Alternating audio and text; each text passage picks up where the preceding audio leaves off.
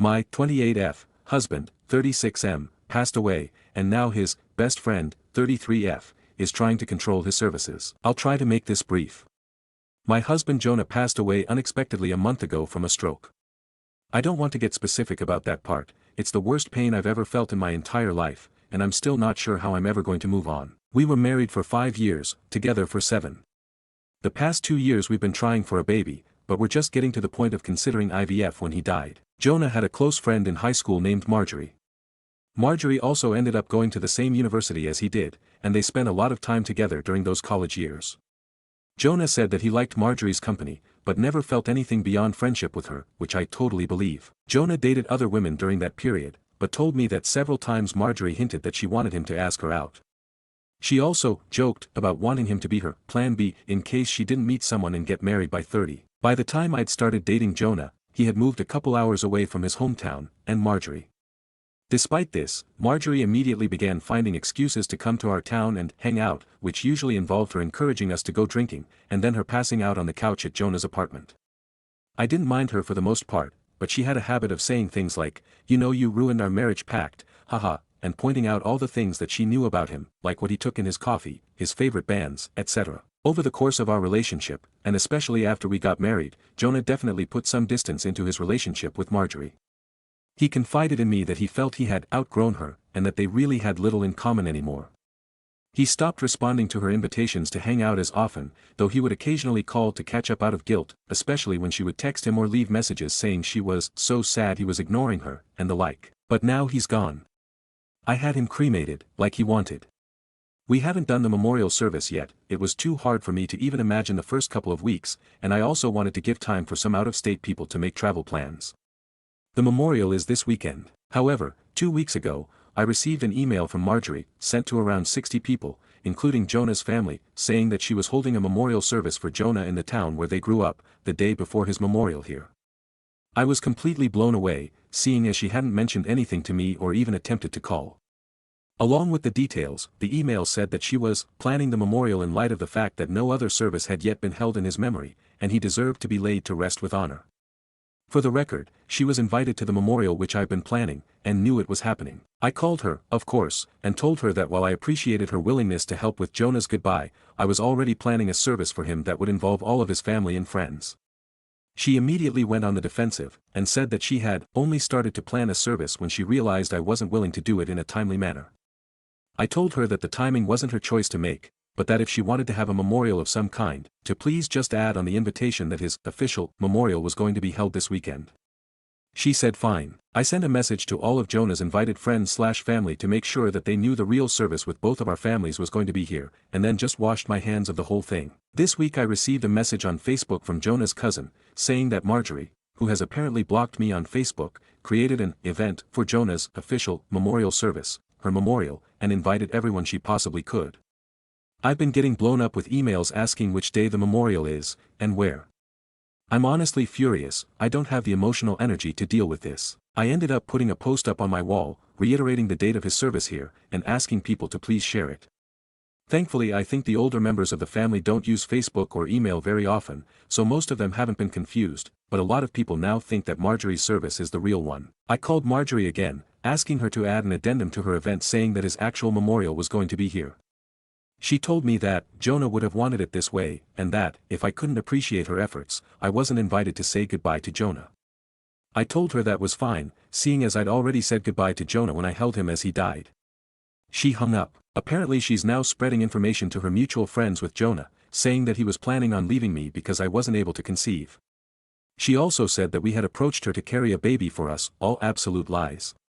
His cousin sent me a screenshot of a text where she said that Jonah always thought we would have the cutest baby together, and that angry widow doesn't understand how much he wants children. I'm at a loss as to what to do. I don't care what she says about me, but she's now tarnishing my husband's memory, especially saying that he wanted to divorce. Jonah would never have left me, and anyone that knows him at all knows that we were committed to each other above all else. I need to figure out how to tell this woman to fuck off without encouraging her to spread more lies. And I also want to just forget the whole thing and crawl in bed and never get up again. Help me please. TLDR, my husband's former best friend is trying to plan his entire memorial service and is tarnishing his memory. How do I get her to stop? Top comment. Commenter. I'm so sorry for your loss. I can't imagine the pain you must be in right now. Marjorie sounds completely fucking insane and malicious. If I were in your shoes I'd be very tempted to go scorched earth on her ass, but that wouldn't be the most constructive approach here. So here's what I'd do instead. Send an email to all of the guests you've invited to attend the actual memorial service stating, just to reiterate, the service will be held at, location, on, date. Do not mention Marjorie, her lies, or the second service. Contact the funeral home per Thomas Beckett's suggestion and see what can be done to pull the plug on Marjorie's service. Delete and block this woman on all forms of social media, email, your phone, everywhere. Unless and until somebody comes to you asking about Marjorie's lies, resist the urge to set the record straight. If you try to publicly address her claims on Facebook or elsewhere, it will almost certainly get back to her and she'll be even more fueled by the attention and the knowledge that she's getting under your skin. Cut off her supply by ignoring her. If she crosses the line into character assassination against you, contact legal aid. Content yourself with the knowledge that if any of Jonah's and Marjorie's mutual friends have half a brain, they'll understand she's out of her fucking mind or at least being outrageously inappropriate. Edit, almost forgot. Do you have a picture of Marjorie? Get one, and deputize someone at the real memorial service to guard the door and refuse her entry should she show up. Update 1. I apologize for not updating sooner, but a lot happened the last couple of days. Thank you to everyone who offered help and advice. For those that offered monetary assistance, Jonah and I were in a stable position financially. I'm going to be comfortable until I decide to go back to work. Your willingness to help was deeply appreciated, however, and I'm truly bowled over by your kindness. I took the advice of the majority of comments, and called the chapel where Marjorie was planning her service. I spoke with the pastor, who immediately told me that he had been trying to get in touch with me regarding the service. Apparently both Jonah and Marjorie had grown up in that church. I am not religious, and neither was Jonah as an adult. My voicemail has been flooded, so it's definitely plausible that I overlooked his call. He immediately expressed how sorry he was to hear of Jonah's loss, and said he had received my contact info from Jonah's great-aunt who still attends there. He said he was surprised when Marjorie asked to have a service for Jonah, but she had claimed that Jonah and I were separated and I didn't want to be involved. He had been trying to follow up with me, but obviously that didn't happen. He was very apologetic, and said that we could cancel the service, or move forward in any way that felt right to me. He said that he knew the church members would appreciate the service, since many of them remembered Jonah as a boy, but obviously Marjorie would no longer have a role. I agreed that the service could go forward. He called to speak with Marjorie after our conversation, and informed her that she was no longer welcome to participate in the organization of the service after her behavior. He wouldn't tell me all that she said, but says she was distraught, and he recommended some mental health spiritual services to her that he hopes she accepts. She apparently apologized for lying, and asked to speak with me, but I declined. I feel bad if she's truly contrite, but I just have too much on my plate right now. We had 2 beautiful services for my husband, first the one at his hometown church, and then the non-religious one that I planned. Everyone that came wanted to honor Jonah, and that's all that really matters. I was told a dozen stories about him that I'd never heard before, and I laughed so hard I cried, then cried some more. My cousin was on the lookout for Marjorie, and I honestly didn't think about her the whole weekend. She turned up for the first service, and the pastor ended up speaking with her, unbeknownst to me. My cousin says he was sympathetic but firm, and told her that her presence there would be inappropriate. Surprisingly, she left without fuss. I'm still not sure this situation is entirely resolved, but I got to lay my husband to rest in the way he deserved, and that's the most important thing to me right now. Thanks everyone for your support. TLDR, called the chapel, spoke with Marjorie, and had 2 wonderful services for my husband. Edit 1. I debated whether or not to even mention this, but this community has been so awesome I thought I might as well. I realized this weekend that I'd missed my period, and I'm usually like clockwork. It could just be stress, but I'm going to take a test later. Can't decide if I'm incredibly hopeful or absolutely terrified. Edit 2, not pregnant. It was a long shot. Thanks for your support. Relevant comments. Commenter 1. I'm glad the pastor is such an awesome, compassionate person and that you were able to memorialize your husband with people who cared about him. Reply. I definitely expressed my heartfelt appreciation to him. I tend to be uncomfortable in religious settings, which is why I immediately told him that I'm not religious, but I was really moved when he said, that part doesn't matter right now. You loved your husband, and there is always a place for love here. I teared up, I admit. Update 2. I'm not sure if anyone will remember this post, but I thought I would update since it's been a few months. I haven't been checking my inbox, and I'm sort of amazed I remembered the password at all, but I appreciate all of you who sent encouraging messages. It means a great deal to me. It's been around 5 months since Jonah died, and honestly it still feels like I'm waking up and living the same day over and over again. I'm in therapy, but the feeling of grief has not subsided whatsoever. Everything reminds me of Jonah and I still feel like half of me is gone. I'm considering moving out of the country, or at least to a different state, but I also feel like a piece of Jonah is here in the house where we lived. Even worse, Marjorie has still not disappeared. I deleted my social media a couple of months ago in an attempt to simplify my life, but my cousin, who also knows Marjorie, let me know that she has been recently posting photos of herself on Facebook, with Jonah. Some were from several years ago, but she was saying things like, "I still miss my man every day," and "I can't wait until Jonah's baby arrives." She is apparently pregnant and claiming that the baby is my husband's. She has also photoshopped his face onto several photos, some on another shirtless male posing semi-suggestively with her. The photoshopping is pretty good, but it's obviously not my husband's body. People have been saying things like, "Congratulations, we know you'll be a great mother to Jonah's child," nobody I knew, thankfully.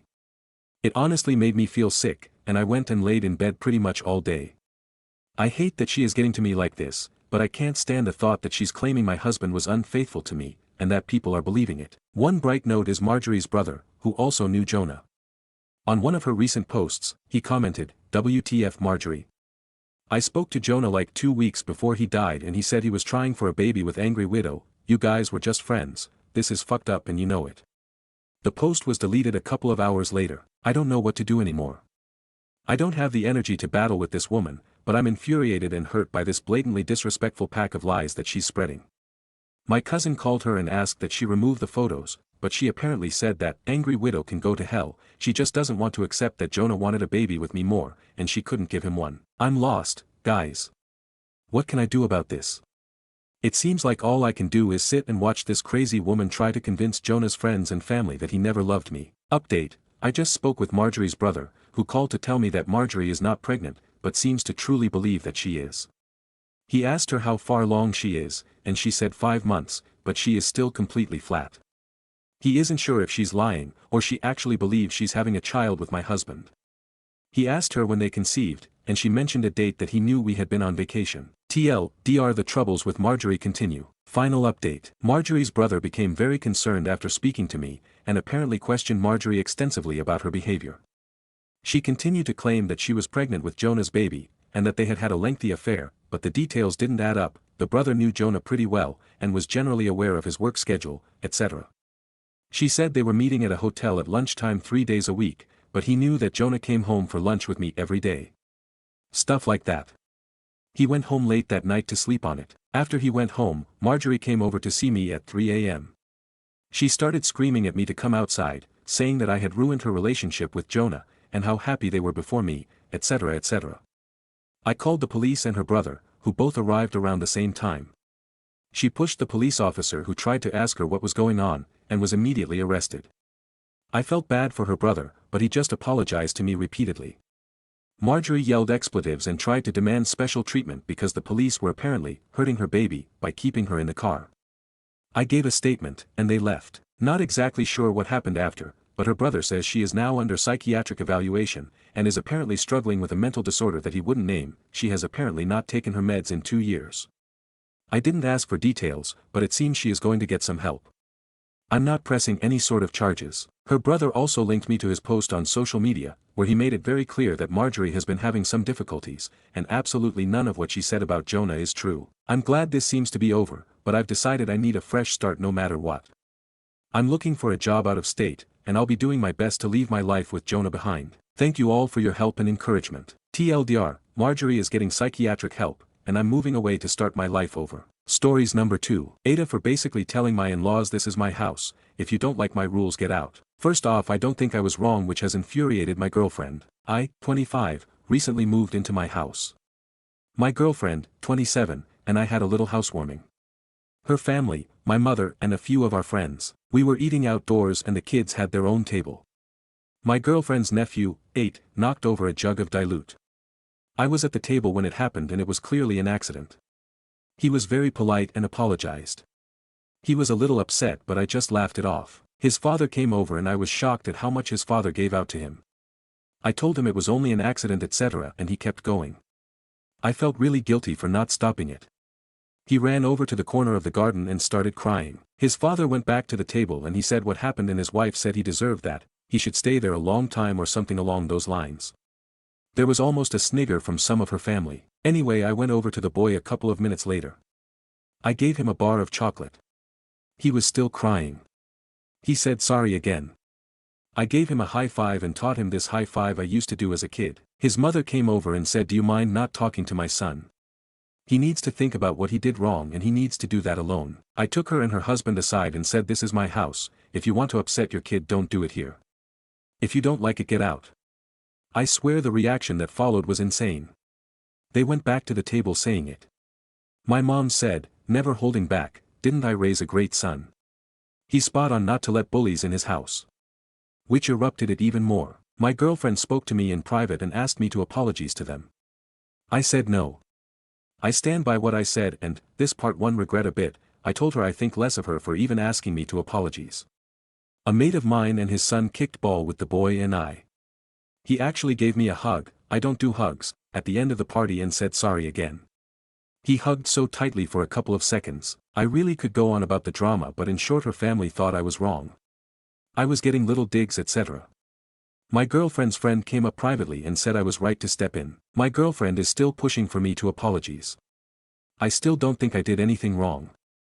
I didn't tell them how to parent but told them to leave if that's how they want to parent.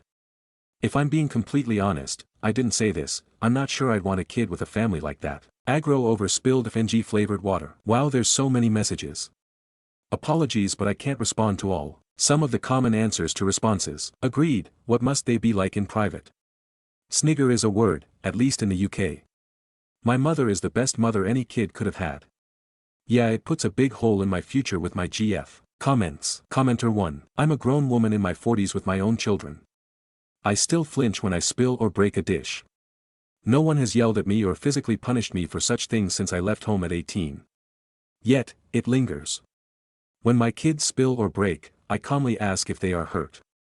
If they aren't, they help clean up the spill. If it's a break, I remove them from the glass danger and clean it up myself. My kids have never flinched in fear over a spill. No child should. NTA. Commenter 2. Thank you for breaking that cycle for your children. Commenter 3. One of the things that makes me feel like I'm doing alright at this parenting thing is that if my kids drop something and it's loud enough, I don't even have to ask, the first words out of their mouths is usually, "I'm okay," because that's always the first question. Everyone spills things sometimes, no one should be punished for that. Commenter 4. NTA always put trash in their place, you are right in everything my bro, you are much more of a man than most people twice your age.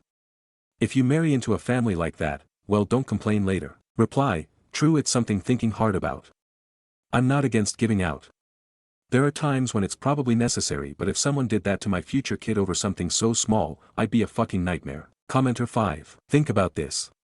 If that's what they do and say to that kid in public over something that's small, imagine how he's being treated and disciplined in private. They expected you to back them and agree with them on that. Imagine what happens at home and what they punish him for. That is an abusive family right there.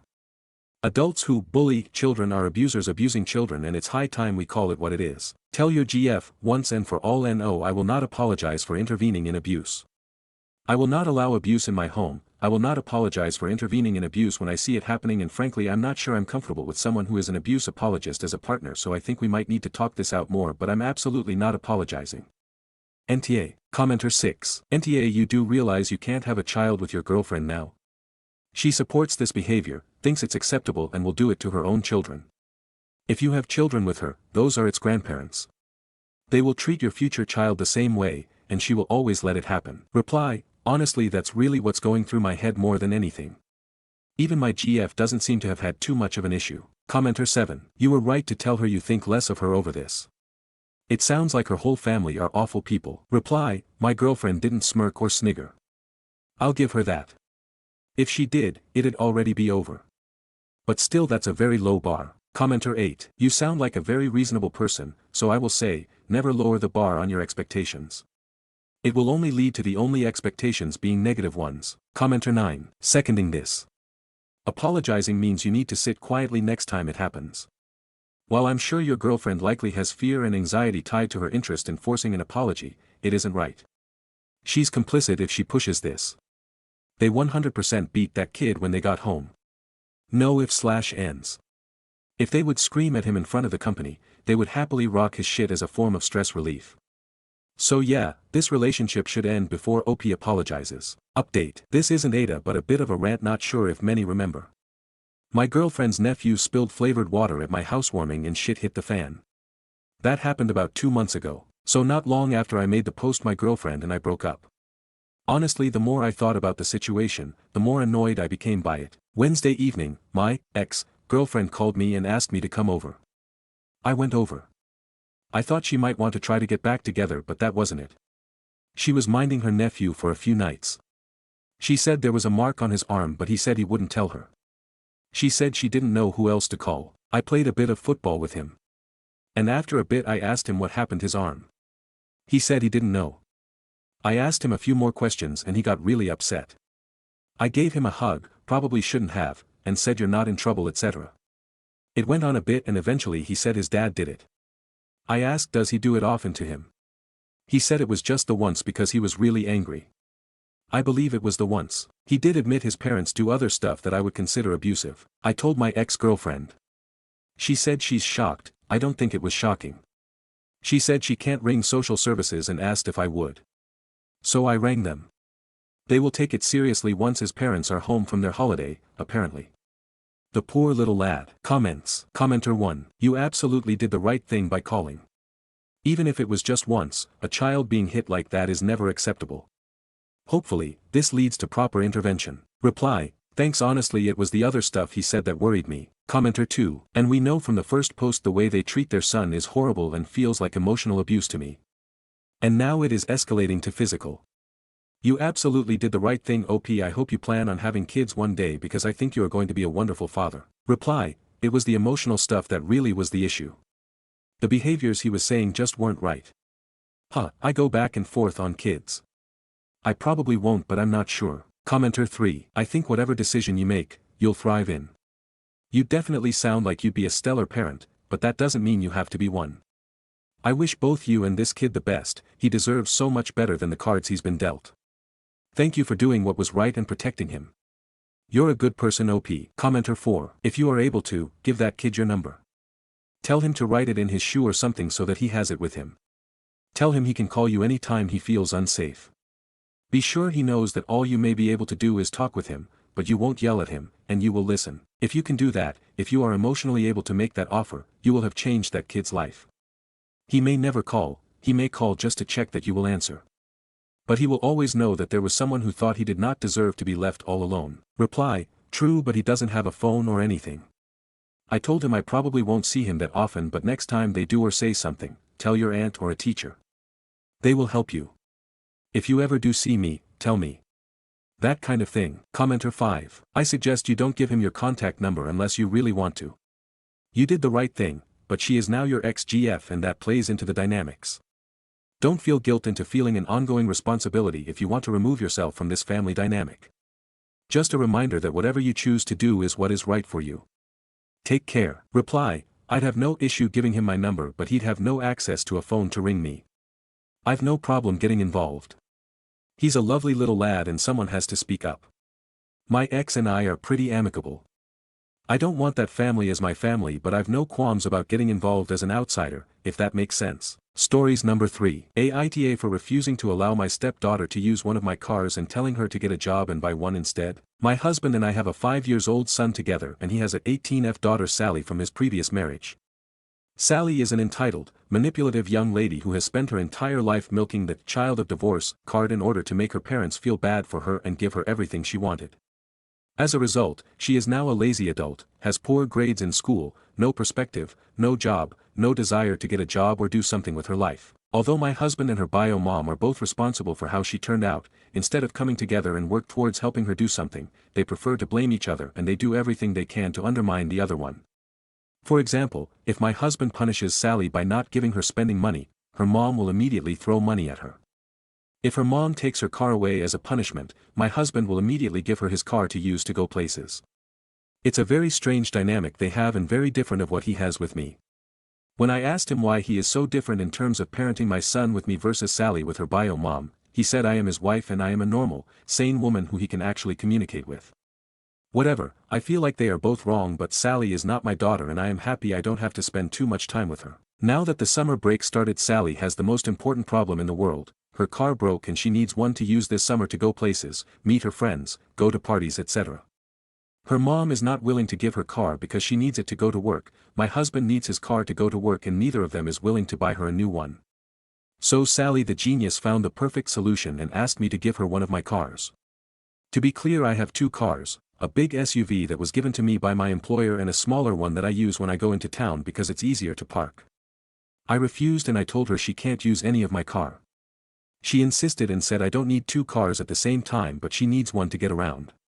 I told her she is free to use the public transportation or get a job and buy one herself. Now Sally is going around to my husband's relatives complaining that I am trying to exploit her and send her to work.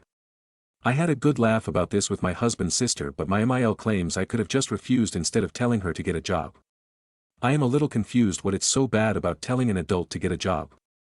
It's not like I sent a 12 years old to work for her food or anything. Comments. Commenter 1. NTA, hide your keys. Commenter 2. Ditto on the NTA. Also, make it clear to all that you will call in the police if a car goes missing and you will tell them who took it. Commenter 3. This OP, because from what you've described, Sally wouldn't think twice about borrowing one of your cars. And if the SUV is a nicer vehicle, that is what she'll likely take, especially as her friends will all fit. Make it clear to both her and your husband that if either vehicle is ever missing, you will report it stolen to police, and will follow through on pressing charges. Commenter 4. If you start getting messages from her family members about how you are trying to manipulate her into getting a job, you need to confirm that shit as clearly as possible. You are trying to make her get a job, and will continue to do so as long as you can. You have the opportunity to erase some of the damage done by her two enabling parents. Do not be deterred. Reply. The strange thing is that my husband agrees with me. Her mother totally hates me and is teaching her that everything I say is BS. My husband's sisters agrees with me and my MIL babies her because she is her first grandchild. But I feel like no one in this situation is doing her a favor. I am not trying to manipulate her, but her situation is so different to what I am used to or how I parent my own child that it's insane. Like, how can it be so horrible to teach an adult responsibility? To want to give her a direction in life. I don't know what they expect to do with her, honestly. They can't support her for the rest of her life. And it's sad because she is a capable, healthy adult. Even people with disabilities work and want to do something with their lives, so she has no excuse. Update. The majority of you advised me to hide my car's keys because Sally would most likely try to steal one of my cars when I am not home. You are not far from the truth because she oftentimes does this with her mother's car, meaning she will take the car when her mom is not home without asking her if she needs it later or ask for permission. So your advice makes a lot of sense. However, I refuse to do such thing in my own home. I believe if I end up in a position to have to hide my things in my own house, we'll have a bigger problem that needs to be solved. Also, where does this stop? Today I have to hide my car keys, later my money, later my purse. This is not the kind of life I want to have, and it never happened to me as a teenager/young adult. When I used to live with my parents, I knew where everything was: car keys, money, documents, jewelry, etc., and I have never taken anything without asking. So after reading the comments from our /board 36090, thank you by the way, I had a good laugh. I decided to follow their advice, but in a less dramatic way. I sat my husband and his daughter down to have a chat. I made it clear in front of my husband that Sally insisted she uses one of my cars and I do not agree with it. Then I told Sally that I know she sometimes takes her mother's car without asking and warned her not to dare do something with my cars when I am not home, because if she does, I will call the police and report the car stolen. She was shocked and asked me if I would stoop so low as to report her for stealing just for a car that I don't use or need anyways. I told her it's not me who would stoop so low, but her, because taking something that does not belong to you, especially after being told no, it's the clear definition of stealing, so yes, I would report it. I think for the first time in her life she understood there will be consequences for her actions, and she did not protest further. After this I asked her to clarify in front of my husband how is it that me suggesting she gets a job makes me a person who tries to exploit her, based on what she told my MIL and SIL. My husband had no idea about it and he just exploded. After hearing what happened, he told her it's good that we hear what she talks behind our backs because he will give her even more reasons to complain. My husband told her she will not be seeing any money from him during this summer. Sally started crying and told him he can't do this, but husband told her he can and he will. His responsibility as her parent is to feed her, buy her clothes and help her pay for school items, but that's it. She is an adult, and if she wants to party or see her friends she should start paying for it herself, since she never appreciated anything she was given. Apparently this is the hill my husband he is willing to die on, and he even told his ex-wife about his plans, making it clear that if she wants to support Sally's activities this summer she will have to do it alone because he will not contribute for anything that's not a necessity. So yeah, this is where we are at now. Sally stormed out of our house and of course went to her grandmother to complain. But I am waiting. If MIL opens any discussions about it with me I will make it clear she is free to support Sally as much as she wants, we are not stopping her. Comments. Commenter 1. Good to hear spouse supports you. Not always the case. Commenter 2. Obviously good talk. You used that shiny spine to good advantage. Commenter 3. A shame he waited until she was an adult to actually parent her, but hey, maybe him and his wife can actually get in the same bandwagon and make a dent in the child they collectively broke to get back at each other. Stories number 4. AIO if I break up with my fiancé over a name change. A few weeks ago my fiancé, 27F, and I, 28M, we're talking about our wedding, which is scheduled for June of next year, and our honeymoon. At one point I jokingly said something to the effect of, we'll see about that future Mrs., my last name, and she visibly cringed. She told me she isn't going to be Mrs., my last name, and I said, okay, then I'll be Mr., her last name, because I don't really care if she takes my name or I take hers. I just want to share one. She said, no, I'm keeping my name and you can keep yours. I asked who our future kids would be named after. She said her because she's the mother. So I'd be the odd one out. Edit to add, I should have clarified this, but she's also opposed to hyphenating. She's adamant we should each keep our own last names and any future kids will only have hers. For context, I grew up in foster care after both my parents died. I didn't have any other biological family so I was bounced around from home to home from the ages of 5 to 18, when I aged out. I never felt welcome in any of those foster homes and never felt like I had a real family. I always swore I'd have a real family one day though. So naturally I want to share a last name with my wife and our kids. I truly don't care what name. Mine, hers, a new one we both choose, it doesn't matter to me. I just want a real family that I feel connected to. We've been dating for 3 years and engaged for almost 5 months, and this is the first time she said she doesn't want to share a name. Previously she never said anything when I called her, the future Mrs., my last name, so either this is new or she's been holding it in. I've tried to talk to her about why she doesn't want either of us to change our last name but she doesn't want to discuss it further, and I'm at a loss as to what to do. Would it be an overreaction to break up over this since she won't talk to me about her reasons?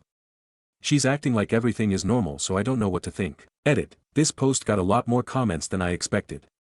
Thank you to all who replied or sent PMs, except those who called me a misogynist for even suggesting she change her name.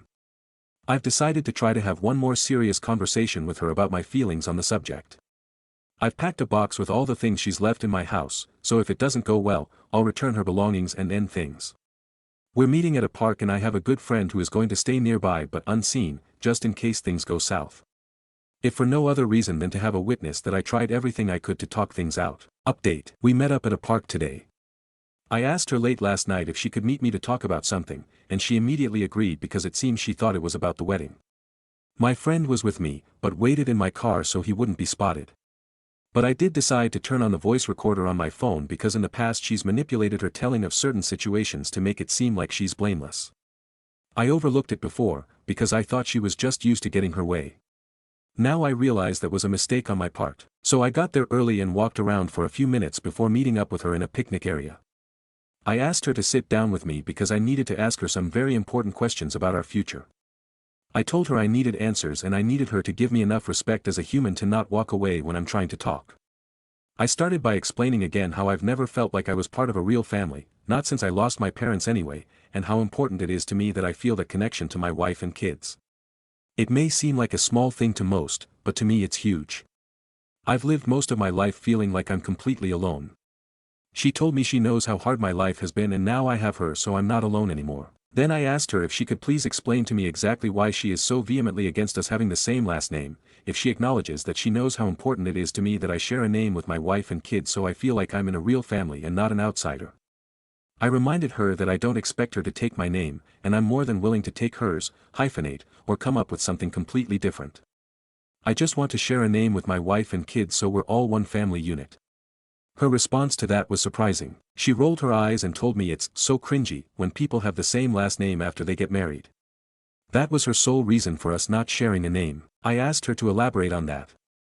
She went into a whole rant about how she thinks it's cheesy when she meets a couple and they introduce themselves as the underscore underscore underscore underscore underscore s, and that it makes her want to throw up when she hears it, and so many other ways it makes her angry.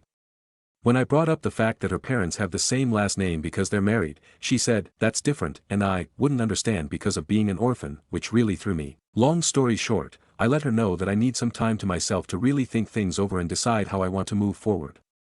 I asked her to give me time and I would let her know when I'm ready to talk. She didn't like hearing that, but I told her I needed to leave.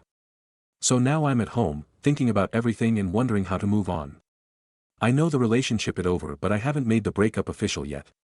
It's going to hurt for a long time, but I know what I need to do for my own mental health. I can compromise on some things, but I can't be with someone who won't also compromise.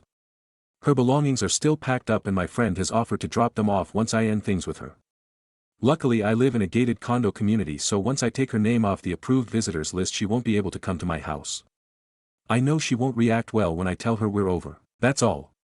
I'm going to take some time for myself and try to get over everything. Ending an engagement is tough and I don't wish this heartbreak on anyone. Thanks for the support from all your strangers out there. If I have any other updates on my situation, I'll probably post them to my profile so I don't take up space on the subreddit. Stories number 5. Aita for not missing my dad's wife while they were separated and not pretending I did either. My dad met his wife when I, 17 was 9. I met her when I was 10 and they got married when I was 12. When I first met her we got along okay, then we got along better after she moved in, and then after the wedding we stopped getting along because she asked if she could adopt me and I said no. It hurt her feelings that I didn't want it. It made me angry that one of her reasons for wanting to adopt me was so I wouldn't be left in my grandparents' care if something happened to Dad. She never asked me how I felt about it, because if she had she'd have known I wanted that, because I spent a lot of time with them. After I turned down the adoption she tried to force the motherly stuff instead of keeping things like they had been, which was her being more of an aunt-like figure. She suddenly no longer wanted me to take the bus to school and she wanted to drive me there. She wanted to have a say on whether I could spend time with my grandparents or not. She expected me to call her twice if I spent a night or weekend with my grandparents, even though Dad never made that a rule. She would try to get me into sports that her family played and would question why I didn't draw her side of the family or mention them if I did a family tree or wrote about my family for school. For the most part my dad told her she didn't get to overrule him on my relationship with my mom's parents, and he told her it would be super cruel to take away their only grandchild after they lost their only child, my mom. Mother's Day became a really touchy subject. I always spent Father's Day with Dad, Mother's Day with my grandparents and me. Dad and his wife did Stepfamily Day, which is in September, together. But she wanted Mother's Day to be about her and for me to spend it with her. It got worse when my half-brother and half-sister were born. She didn't like that I went to my grandparents even after she became a mother to my half-siblings. My dad told her that my half-siblings didn't change who my mom was or where I found the most comfort on that day. The couple of times my dad sided with his wife are when I was mad at her for pushing stuff on me and in return I refused to listen to her. He'd tell me I could have issues with her but should still be respectful and let him deal with stuff instead of acting out. In February 2024 my dad's wife moved out and in with her parents. In March 2024 they officially separated and she filed for divorce. She said she hated feeling like less of a true family because I was just her husband's son and not her son too. It made her feel like she might as well not be there at all. My dad told her she was being ridiculous and she did fine with her and my relationship before the wedding. She told him she thought I saw her as a mom. That I had been without a mom since I was 2 and she had expectations that it would make things way easier than if my mom had died when I was 5 or older. I didn't see my dad's wife for almost 13 months. It didn't bother me. I was maybe even kinda glad she wasn't around anymore because the bad outweighed the good for me. Her and my dad saw each other for exchanges and to meet with their lawyers, but that was it. She called off the divorce in April and moved back in with us then. I was surprised by that but accepted that my dad was glad to have her around. The thing is she's been worse with me ever since. I wasn't there when she moved back in officially because I did an after-school thing and when I got home I just said hi and went to my room. I never told her I missed her and I didn't try to spend time with her after she moved back in. She confronted me about that in front of my dad the other night. Dad told her to leave it but she told him it made her feel like shit that I hadn't missed her even a little and that I didn't like her enough to pretend. She said she had missed me like crazy but was feeling so hurt by the way our relationship worked. I told her if she could accept being more of an aunt figure than a mom then maybe things could get better, but otherwise I'll keep to myself since she drives me crazy by trying to force the mom thing. She left the room upset and she said I couldn't even hide how much I didn't miss her when I spoke like that. My dad wasn't mad and he told me she'd just need to figure out how to accept the reality. But then yesterday came and she was saying I should at least learn to pretend to spare her feelings instead of ruthlessly dismissing them. Stories number 6. I left my BF cause he uninvited me to his birthday as per his friend's wishes, so me, 18F, and my BF, 18M, have been together just over a year. It's been a little rocky over the last couple of months. He often says things about my friends which aren't very nice. He tried to give ultimatums on my guy friends I've known since 5, etc. and the final straw was him uninviting me to his 18th birthday, because his friends didn't want me there. He does have a habit of twisting the truth, and has came out with loads of random lies, so I don't know if they ever even said that. He doesn't really like me being involved with his friends and doesn't seem to like mine too much. The only reason I can think they don't like me, is one of his female friends was dumped by her ex, and she was really on him for comfort. Like a lot. At first I get she was upset, but I'd walk around the corridor at 6th form and she'd be hanging onto him and around his neck crying, all the time. So I asked him to please respect boundaries as it felt disrespectful towards me. He didn't like this so told me he was picking her side, and that his friends said I was controlling and it wasn't fun when I was around, so uninvited me. This was kind of the final straw, so I said okay, have your birthday party as you want in, and said maybe we shouldn't be together anymore if I'm not respected or wanted around. I was really hurt but walked away from it all, and soon unfriended him on social media when I saw him talking about his newfound freedom, and just posting really cryptic mean things that seemed to be aimed towards me. My own 18th birthday was a few weeks after, so I'd been planning my own birthday, with the help of one of my friends who'd been trying to cheer me up.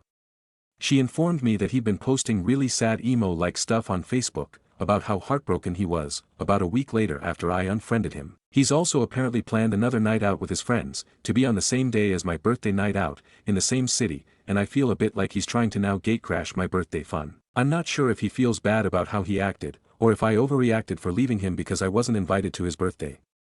I just don't understand the sudden 180 on his attitude and wondering if I should have just accepted his wishes, even if it did hurt. Relevant comments. Commenter 1, you're young, with your whole life ahead of you, don't waste your youth on someone who can't be honest with you, who doesn't respect you and your boundaries. I'm glad you're realizing this now when you're 18, I took much longer. Reply, you don't think I was overreacting then? He's very bad at apologizing and I don't know if this is him trying to apologize or if he genuinely just wants to snoop on my birthday event. Commenter 2, it's his birthday party, if he really wanted you there he would have told his friends to back off. If you think he's lying about them saying that, that means that you don't even have the trust with him that you should. You could reach out to his friends too. The fact he doesn't want you around his friends is weird. You're also young, and you have a long time to find someone who actually cares. If you don't feel like this is worth breaking up after, talk to him and see how he acts. You're not overreacting, he's acting weird. Reply, it does feel like some weird power play. But I don't know cause I'm new to this and being my first, serious, relationship, I guess. But it almost feels like because I haven't gone groveling and crying to him, he's turning the tables. He did initially try and contact me and said how lonely he was and how much he missed me, I replied with, so. And he had the audacity to say I was acting cold and how hurtful it was. Maybe I dodged a bullet. Commenter 3, it's fine to act cold towards an ex who hurt you during the breakup. Don't let his attempts to guilt you and the societal pressure girls go through growing up to play nice and not make a fuss cause you to feel bad for him. He did this to himself. These are the consequences of his actions. If you give in and take him back, you'll be proving that he can get away with treating you like crap. Reply, yeah I didn't want to really have any hard confrontation because I didn't want to give his friends that opinion on me, but then my mother reminded me, why do I care, they aren't my friends anyway, and she's right. Commenter 4, nor. I dated someone who made those micro lies about nothing of consequence, it's a disease and makes it so you cannot trust anything they say.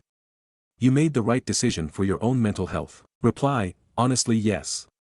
It's about the most mundane shit too, like he lies constantly about everything, like I'm a big fan of a game series and he lied and told me that there was a new one, I checked, there wasn't, and when I called him out on it he got extremely defensive and said I must have just not heard him properly. Commenter 5, nor and most likely he hooked up with that friend. He did the immature boy thing which is push you away until you take action and now he regrets it. Don't take that as him caring for you, it's a I want my cake kinda thing. Let the loser go, he is a lil submissive bitch to his friends. You want someone who has some more autonomy and makes their own path.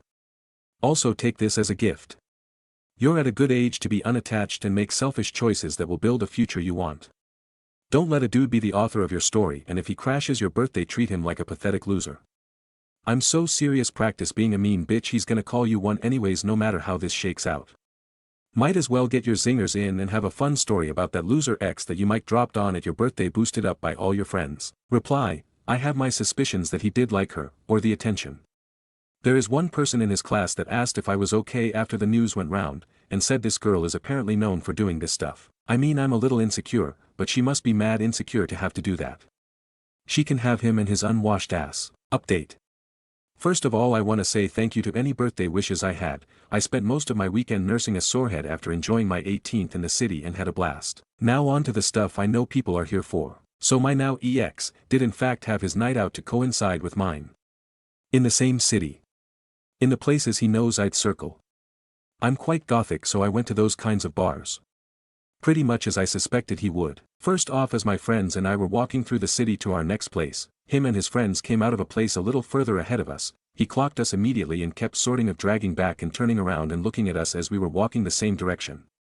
Honestly, it was pretty awkward. We just kind of tried to ignore him at first, but then his friends turned around to see what he was doing and noticed us too. Some came over and were really nice, considering how much they were supposed to dislike me, in his words. They were smiling and saying hello, asking what we were doing out and why didn't I come to his birthday, that they didn't realize it was mine. He, on the other hand, said nothing. Just stood there shifting on his feet. His group ended up inviting us along and I was a bit hesitant, but turns out they were going to the same place we were anyway, shocker. So he keeps trying to talk to me and I just brush him off with yes or no answers or whatever, and he starts crying asking why I'm being so cold and everything, saying shit like, oh, so you really do hate me, and I'm like, dude, I'm not interested in this, it's my birthday night out, please just leave me alone. Eventually his friends ended up moving on to a different place and wished us good night, and he started literally screaming to them about how I'm being so heartless etc and won't talk to him and how I dumped him and how I was likely cheating on him since my long-term friend was there, who was very understanding, and I apologized profusely to him. It was fucking embarrassing. In the middle of the street. Like people were looking and everything whilst he was having this absolute meltdown about how I'm a cold-hearted bitch etc. Some of his friends ended up just walking off whilst some tried to console him, whilst one of my friends reminded him he didn't want me at his birthday in the first place. Meanwhile, I'm just enjoying a cocktail, with my friends, watching this all unfold like a drama series. My friends found the whole thing entertaining, so did inform me of any weird funny shit he put on social media the next morning, and I had a couple of friend requests from some of his friends and messages saying they had a blast. Of course, I had a lot of texts from his number too, and missed calls. I didn't even bother reading them, I'm too busy enjoying being free from this shit, and maybe enjoying how cathartic the whole thing is. Thanks again to anyone who reminded me to get out, because honestly it showed just how manipulative it was, making this big dramatic screaming and crying fuss in public, so I'm happy I'm now away from it, and good luck to whoever else has to deal with him in future. Peace X. Edit, I'm from the very north of the UK.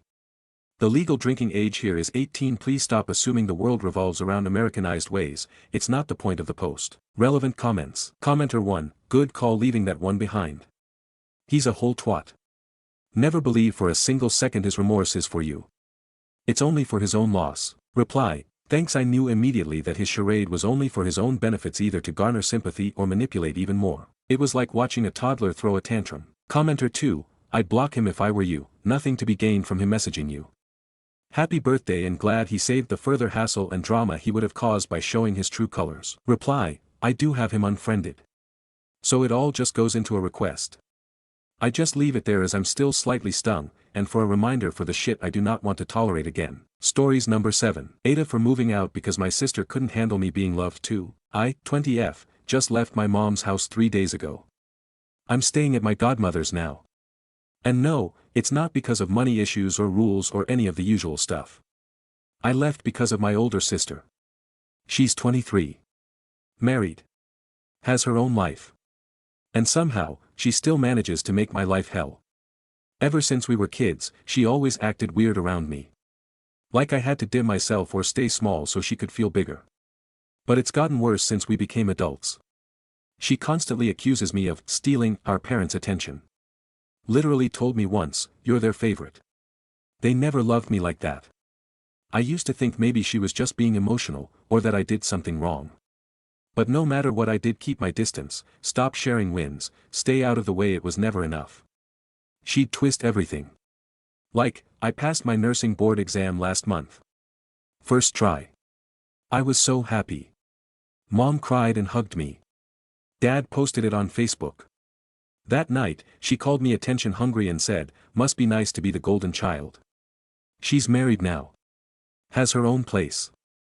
But she still comes over every single day like clockwork to monitor what's going on. It's like she can't stand that I'm still here and still getting love from our parents. Like she thinks me being in the house is some kind of threat. Girl, you're 23. With a husband.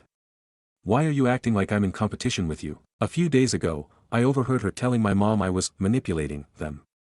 That I was only being sweet to get their money. I couldn't believe what I was hearing. I just froze.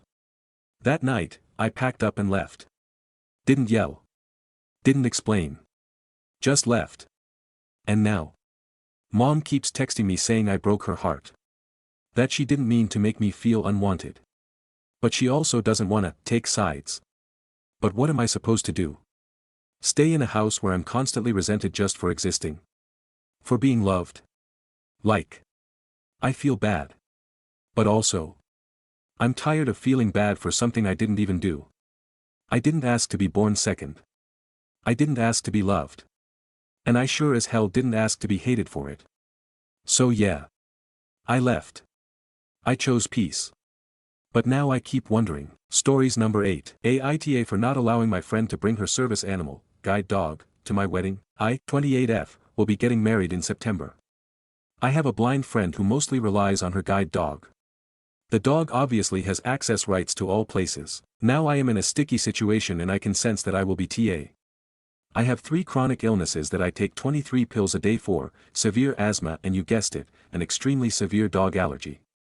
Usually when I meet with my friend we meet in the open and I take 2 allergy pills. However, because of all the other medication I take, these pills make me extremely drowsy to the point where I am officially not allowed to drive and I usually crash as soon as I get home from our get-togethers. Our wedding will be very intimate, i.e. we will be in relatively small rooms. I feel horrible about this but I don't think I can let my friend bring her dog. It just wouldn't work. I talked about it with my fiancé and some friends. Finally, I talked to my friend about it, explained the situation and said I would love her to come but she can't bring her dog. I said that 4 of our mutual friends had offered to be on a roster and assist her should she need it. Alternatively, if she is not comfortable with this she could bring a person of her choosing to the wedding or I'd pay for a professional aid for the day. I think it is important to note that her dog is not for any additional issues like seizures or anything like that. Unfortunately, she was less than happy with my suggestions.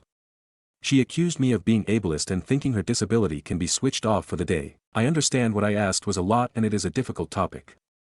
I told her to tell me if she changes her mind and I'd be happy to make arrangements but I won't budge. Revelant comments. Commenter 1, NAH. Although I will point out if the facility is that small that you'll be incapacitated even with your RX then you shouldn't have invited her in the first place and just told her it was really just family only. Reply. I don't think that would have worked as 4 of our mutual friends who are not family are coming. Commenter 2, NTA. It's an ESA not a medical animal.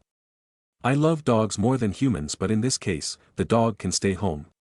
And your friend needs a reality check. Reply, it's actually not an ESA but a service animal. Commenter 3, can I suggest an alternative? Can your friend have her service dog groomed right before the wedding where they bathe and brush the dog with one of those Furminator type shampoo/conditioner/brush outs? It really helps cut down on the shedding and would greatly help with the allergies that you have. Reply, it wouldn't be enough. Where is OOP located at? Reply, South Australia. Why would OOP invite the friend if the guide dog cannot attend? Reply, because she sometimes goes out without it. Not very often but when it's at the vet's. Because she sometimes goes without her dog and we've been friends for 12 years. Not inviting her seems wrong. She only has 10% vision, no seizures. Commenter 4, have you thought about changing the setup of the wedding due to the pandemic? I'm not sure how comfortable I would be going to a wedding in small rooms in September. Will you and the guests be wearing masks? The mask might help filter out the allergens. If you move the ceremony outside, that may give you more options as far as social distancing as well as your friend and her service animal being there. Reply, we haven't had any cases of COVID-19 in over 2 months so everyone is pretty comfortable. Moving outside is not an option because of my hay fever. Commenter 5, NAH. Just wondering how you became friends with her if you have a dog allergy and she's blind with a guide dog. Reply, she only got the dog a few years ago. Commenter 5, I see. But then can't she survive a day without the dog like she did before? Reply, she can and does but it's not my place to judge that. Why is OOP having a wedding during the pandemic? Reply, my state has been COVID-19 free for 2 months. Update, some of you may remember my post. Well, since I have got married. We decided to get married sooner than we planned because the situation was good where we live and we didn't want to risk having to cancel if numbers spike. Before, I took your advice and called my friend. I explained how severe my allergies are once again and told her how I really want to be able to enjoy my wedding day. I apologized for making suggestions and not simply asking her and said she is welcome to bring up any ideas that would help her being able to attend. She told me she still wanted to, that do not include her dog. She was adamant that it was her dog or nothing. While disappointed, I was prepared for that and told her that would not be possible and that she will be missed at the wedding. We sent out the new invitations with the new date and simply didn't invite her, so technically she wasn't uninvited. Some of our mutual friends that are in the wedding told me that she'd asked them not to attend in solidarity, but luckily they all thought that was ridiculous. We had a beautiful wedding and spent our honeymoon in the Flinders Ranges, which I can only recommend. As for my friend, I'm open to reconciliation, but she will have to make the first step. So that's it. While it didn't go as I hoped it would, I'm still in a happy place now, enjoying my life as a married woman. Relevant comments. Commenter 1, yes, you are at AH. Your friend was wrong to try to sabotage your wedding, but you asked a person with a disability and a service dog to not bring the dog. You actually are in violation of the Americans with Disability Act. A service dog has the legal right to go anywhere the handler goes. I once called the police on a restaurant that was refusing to allow a service dog, citing health laws. Trying to explain the requirements for service dogs, they still refused. The police intervened and the individual and I had a lovely dinner. Apologies are needed from both sides. Reply, this wasn't in the US and it wasn't a public place. Commenter 2, just a question. How were you able to be friends with her outside of your wedding if she has a guide dog? Surely it accompanies her wherever she goes. Were you exclusively friends online or via phone? Reply, we've been friends long before she got her dog. Commenter 3, she'd asked them not to attend in solidarity. If there was any doubt about your friend, this cleared things up. I'm happy you got to enjoy your wedding, congratulations. Stories number 9. My wife and I have always taken the hard road with our kids and tablets. We have 3 kids, the oldest is almost 7. I can't tell you how many times we were out somewhere on errands or doing a recreational activity and the event was running long, young kids getting anxious, only to look over and see an equally aged or younger child being perfectly well behaved, silently playing on their tablet. How relaxed those parents seemed, lol. My kids are very well behaved, we can take them everywhere and even long car rides are no issue, but it wasn't always easy. There have been so many times my wife and I said, should we just buy them for this or use them for that? Pediatricians, teachers, all said don't. And all had a pile of horror stories to scare us away from turning our kids into screen zombies, so we listened. This morning, we went out for breakfast at a nice restaurant. There 2 tables over is a family of 6. Oldest probably around 10, youngest, maybe 18 months. All 4 have their tablets out. Waitress comes, not only would they not take a second to order, when their dad attempted to lower the oldest's tablet to get his attention, he glared and loudly announced, stop. So their parents ordered for them, and the kids ate and played at the same time. Both looked defeated, and the mom looked close to tears. We've seen 1-year-olds on tablets in supermarkets, kids on them at parks or fields, and even on short car rides, kids pull them out, even leaving school for the bus rides home. I watched a group of kids all around 7 or 8 playing on their screens while sitting on a playground drawbridge and sitting on swings while not moving. Why even bother to go to the playground? We took our kids to an amusement park last month, and there were kids holding 12-inch screens everywhere. This is so foreign to me. We used to be so excited to go to any of these extra fun places as kids. None of them seem to care, and just want to doom scroll all day long. I honestly don't get it. I'm not judging other parents. We know how hard this is at times, and everyone's situation and help is different.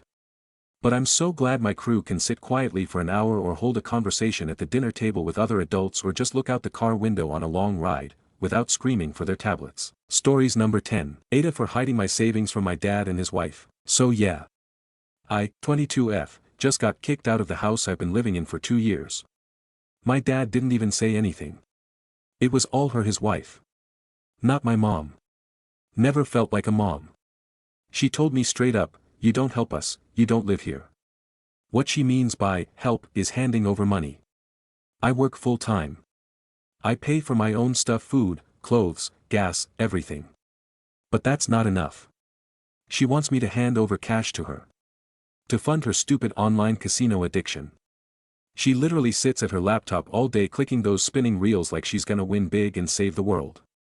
Spoiler, she never does. She just loses my dad's paycheck and then asks me if I've pitched in this month. And my dad? He knows. He knows she gambles every cent they have and then cries about the bills. But he acts like he doesn't see it. He's either in denial or just too tired to fight. Honestly, sometimes I don't even recognize him anymore. He used to be solid. Quiet, but dependable. Now he just nods along to whatever she says, like he's scared she'll leave or something. I don't get it. So yeah. I've been saving. Secretly. Every payday I put a chunk in a separate account she doesn't know about. I've been planning to get my own place, move out clean, no drama. But I guess I wasn't fast enough. Last week, she went through my bag while I was at work. Found an ATM receipt I forgot to throw out. She saw the balance and lost her mind. Said I was hoarding money while she and my dad struggle. Claimed I was selfish. That I've been eating under her roof. First of all, what food? You mean the cup noodles I buy myself? She told me I had two choices, give her a share, or get out. I packed my bags the next day. Now I'm staying at a friend's place and I feel. I don't even know. Guilty? Relieved? Angry? All of it, maybe. She made it sound like I betrayed them. Like I'm some villain for not funding her slot machine habit. Like I don't love my dad because I won't burn my future to keep her fake lifestyle going. And it's not like I didn't try. I offered to help with groceries. I paid the electric bill once when they were gonna get shut off. I even tried to talk to my dad about her gambling and he just told me, don't start something. So yeah, I walked away. But I keep wondering. Should I have said yes? Given her some of my savings just to keep the peace a little longer? Should I have told my dad everything before I left? Was I really being selfish for keeping my money a secret? I mean, I just wanted to protect myself. Stories number 11. Aita for refusing to share my birthday with my stepmother. My stepmother's birthday is the day after mine. Since my father started dating her, about 10 years ago, I've been expected to share almost every celebration we make for my birthday with her. I was fine with it because I was in my early 20s and had other people to celebrate with, namely, my mom and my friends, but it still bothered me that my dad and I couldn't have our own thing. I'm married with 2 kids, 8M and 3F, and we have a little tradition. Because I was born in the second half of June, there is usually a Pixar movie playing in theaters. Every year on my birthday, we go to the movies to watch it and then have dinner together. We've been doing this since my son was 3, though we watched the movies at home in 2020 and 2021. This year, we're watching Inside Out 2. It will be my daughter's first time joining us. She just started sitting through movies, so we're all very excited. I'd never told my father or stepmother about this tradition. Last week, while we were visiting them, my kids told them we'd be going to the movies for my birthday, and I ended up explaining everything. The next day, my father and stepmother called me to tell me they were paying for the whole family, me, kids, husband and both of them, to go to the movies and have dinner, just like I'd planned. It was obvious they intended to celebrate my stepmother's birthday at the same time. They referred to it as our birthdays and suggested her favorite place for dinner. I told them that while I understood it was close to her birthday as well, this is a tradition intended to only celebrate mine, and I prefer to enjoy it with my children and husband. As such, I prefer to pay for myself and would appreciate it if they didn't join us. They're both very upset. My father called me entitled for refusing to celebrate my stepmother's birthday as well as mine, and said I'm sending a terrible message to my kids by refusing to share. I feel like I'm too old to be acting like this over my birthday, but I don't want to share this tradition with her. Update, Aita for refusing to share my birthday with my stepmother. I posted here about a year ago and meant to update, but completely forgot about it. Still, I was very grateful for your replies, so I want to let you know what's been going on. First of all, as I write this, I've just celebrated my birthday, June 22nd, with my husband and kids. We watched Elio in theaters and went to a restaurant I love. It was wonderful. My father and stepmother were not involved, as they've traveled for her birthday. Secondly, your comments on my first post, as well as some other things I had going on in my life at the time, led me to reflect a lot about my relationship with my father. I've chosen to save the majority of that for therapy, but what's most relevant here is that I realized I don't really know how to celebrate my birthday. I've been expected to prioritize what others wanted since I was a teenager. The things we do and the places I'd celebrate at were rarely my picks and always for someone else's benefit. Whenever I said anything about that, I'd get told I was acting spoiled. My stepmother's presence made it a lot worse. At least when I was younger, it still felt like it was about me. I genuinely love the birthday tradition I have with my family, but I have no idea what I'd like to do otherwise. One day, me or my children might grow out of this, or these films will plummet in quality to a degree even I can't defend. If that time comes, I need a backup plan. I've spent the majority of the last year discovering things I genuinely enjoy doing. I'm almost always busy at work, so I'm still working on it, but I've made some progress. Turns out I love pinball, painting, board games and building miniatures. My abilities on all of the above range from mediocre to awful, but I have time to learn. And the list keeps growing. My husband just got me a huge Lego set for my birthday.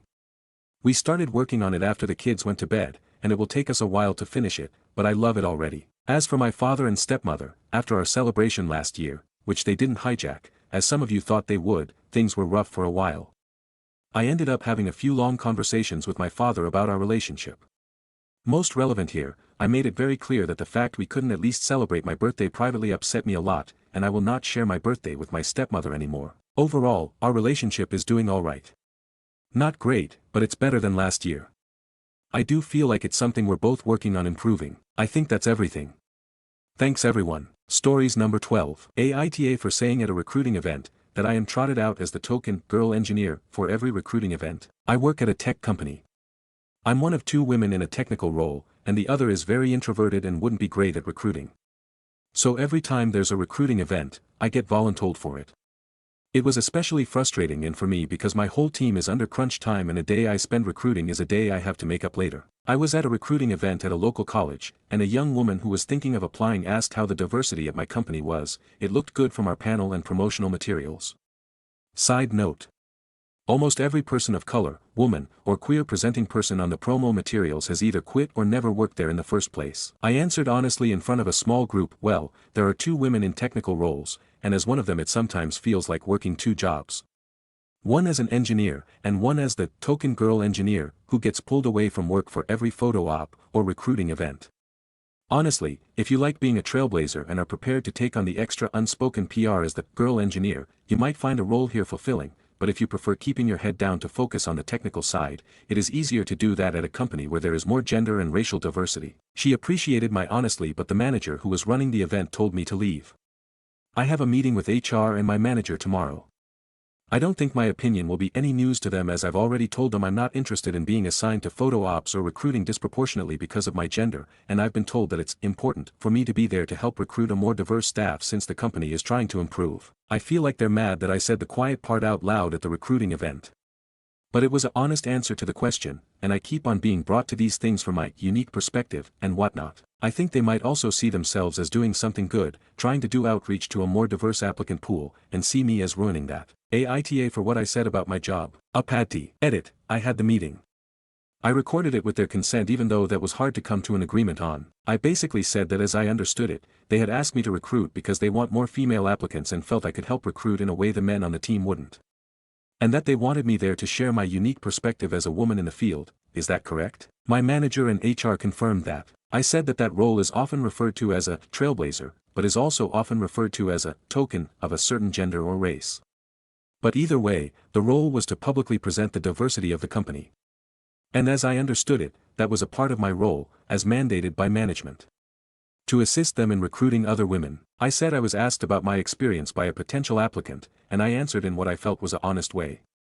Saying, there are 2 women here. I feel that on top of a technical role, my role here as a woman is to be a trailblazer or token for other women. If that dual role appeals to you, this would be a good fit. If a purely technical role appeals to you, this may not be a good fit. I see this as similar to how other recruiters say, this is a very fast-paced role, if you enjoy that role you would be a good fit, but if you do not, you may not be. And I was wondering why I had been called to meet when other employees who had described the role and the sort of person they want to fill the role, have not been. The HR guy said that token was often seen as having a negative connotation and I was deterring applicants. I said that fast-paced is also seen as negative to people with outside obligations, for example. And I didn't understand why being frank about the nature of my role was a problem. In fact, recruiters are often encouraged to be frank to attract candidates who are genuinely good matches. It would help attract the sort of woman who would like to be a token female engineer and deter the type of woman who would not. My manager got frustrated and raised his voice to say, nobody wants to be a token. And honestly I just looked at him with a no shit face but said, that doesn't really track with your previous comments. You've frequently said that I should be proud to represent the company, and that I am much needed at these events. It sounded like you see it as an admirable and much appreciated role. He said I was being a smartass, and I said, I apologize, but I'm frustrated by a number of the contradictions in the messaging around this role. That I should be frank about the job expectations to recruit good-fitting candidates, however I should not be frank about my personal job expectations. Despite never having that been communicated to me, hearing that I should be proud and happy to represent the company as a female engineer to attract other women.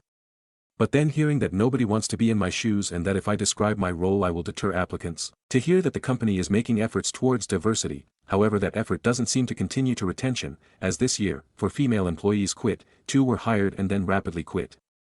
This is a retention rate far lower than average. I'm frankly confused by what my role in this company is. Do you want an engineer or do you want a token? My manager snapped at me and said that I am an engineer.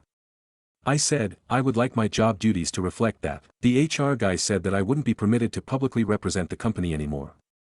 I said okay, very not mad at that. So, I feel like my manager is pissed off, but I'm well along in the interview process with several other companies. So hopefully that won't be a problem anymore. I'm not quitting till I have a new offer signed, but I'm not too concerned if I get fired and get unemployment. Relevant comments. Commenter 1. If they're trying to recruit more diverse staff, why are you still the only woman they employ that they can ask? They should have more diversity on their staff by now if they were genuine in their intention.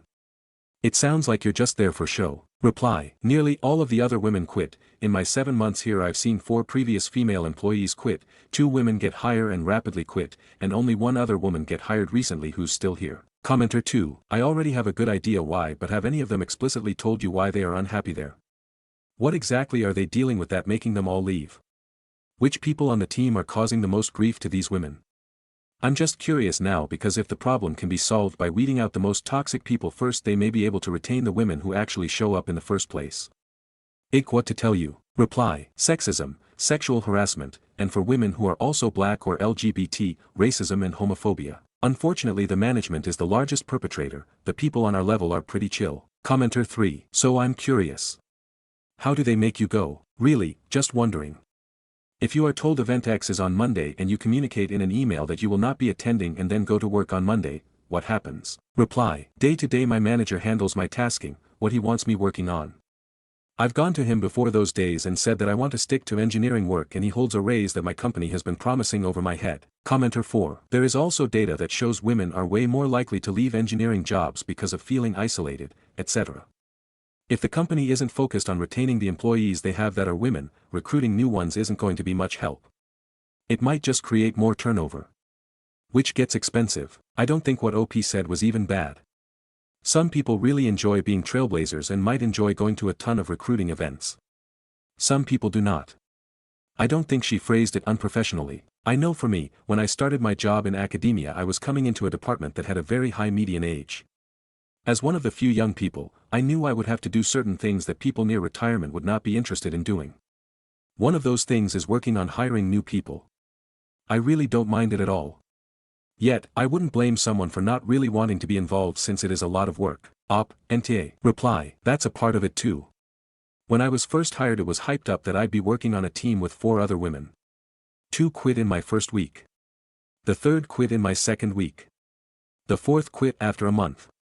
I've been in touch with some of them and they had good reasons to leave. My one female coworker was hired just 2 months ago and honestly seemed to not know what she was getting herself into. Commenter 5. What percentage of the leadership determining how to best recruit diversity is actually a member of any of the demographics they're trying to attract? NTA. OOP. 0%. Commenter 6. There are women who go above and beyond to encourage other women to get into STEM fields. It's okay if that's not your passion, and it's okay to speak out against the hypocrisy. If they are touting you as a spokesperson, make it known that the time you spend playing catch-up will be overtime, or handled by a male team member who isn't forced to parade his chromosomal makeup at every event. NTA. Reply. I honestly was one of those little girls who was convinced by that kind of girl power. You can do anything. You can do math and science. Corporate messaging. And I really wish that at 16 or 17, when I was going to apply to an engineering college, someone sat me down and told me, hey, the technical stuff is the easy part of the job. The harassment, sexism, unequal treatment, men who think you're there as a fuck toy for the management and not a real engineer. That's the hard part. Sure, they told you you can do math, and they were right. But you should know it's not the math most women in your field are struggling with, it's the management. I might have still gone into STEM.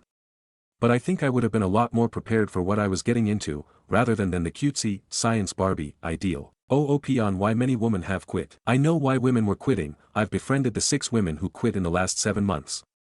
It's sexism, harassment, and for the women who are also queer or POC, the racism and homophobia. I think HR is well aware, since everyone I know who quit had plenty to say at the exit interview. OOP's reply to a deleted commenter about her evidence. Would chat logs where I said I don't want to be picked as the recruiting person when my male coworkers aren't, and my boss saying that it is important to have diversity in the recruiting group to bring in young talent work for that possibly. Because I have that in writing. And OOP's job description. My job description is electrical engineer and the role, as written, is purely technical. A lot of lawyers in the comments answered with similar advice. Commenter 7. I'm an employment lawyer but I'm not your lawyer and this isn't legal advice. It might be worth a consultation. It'd be helpful to save any materials where you explicitly note being singled out for your gender and how it is adversely impacting you and your work. OOP on how bad she is recruiting. I'm honestly really bad at it. Half the time people ask me questions about the company I would just be like, I really don't know, I've just been focused on one small part of one project. Let me get, other person, LOL. Stories number 13. AITA for telling my BL that someone is going to punch his girlfriend one day. My older sister recently got married to her longtime fiancé. They are polyamorous and both have a separate partner each.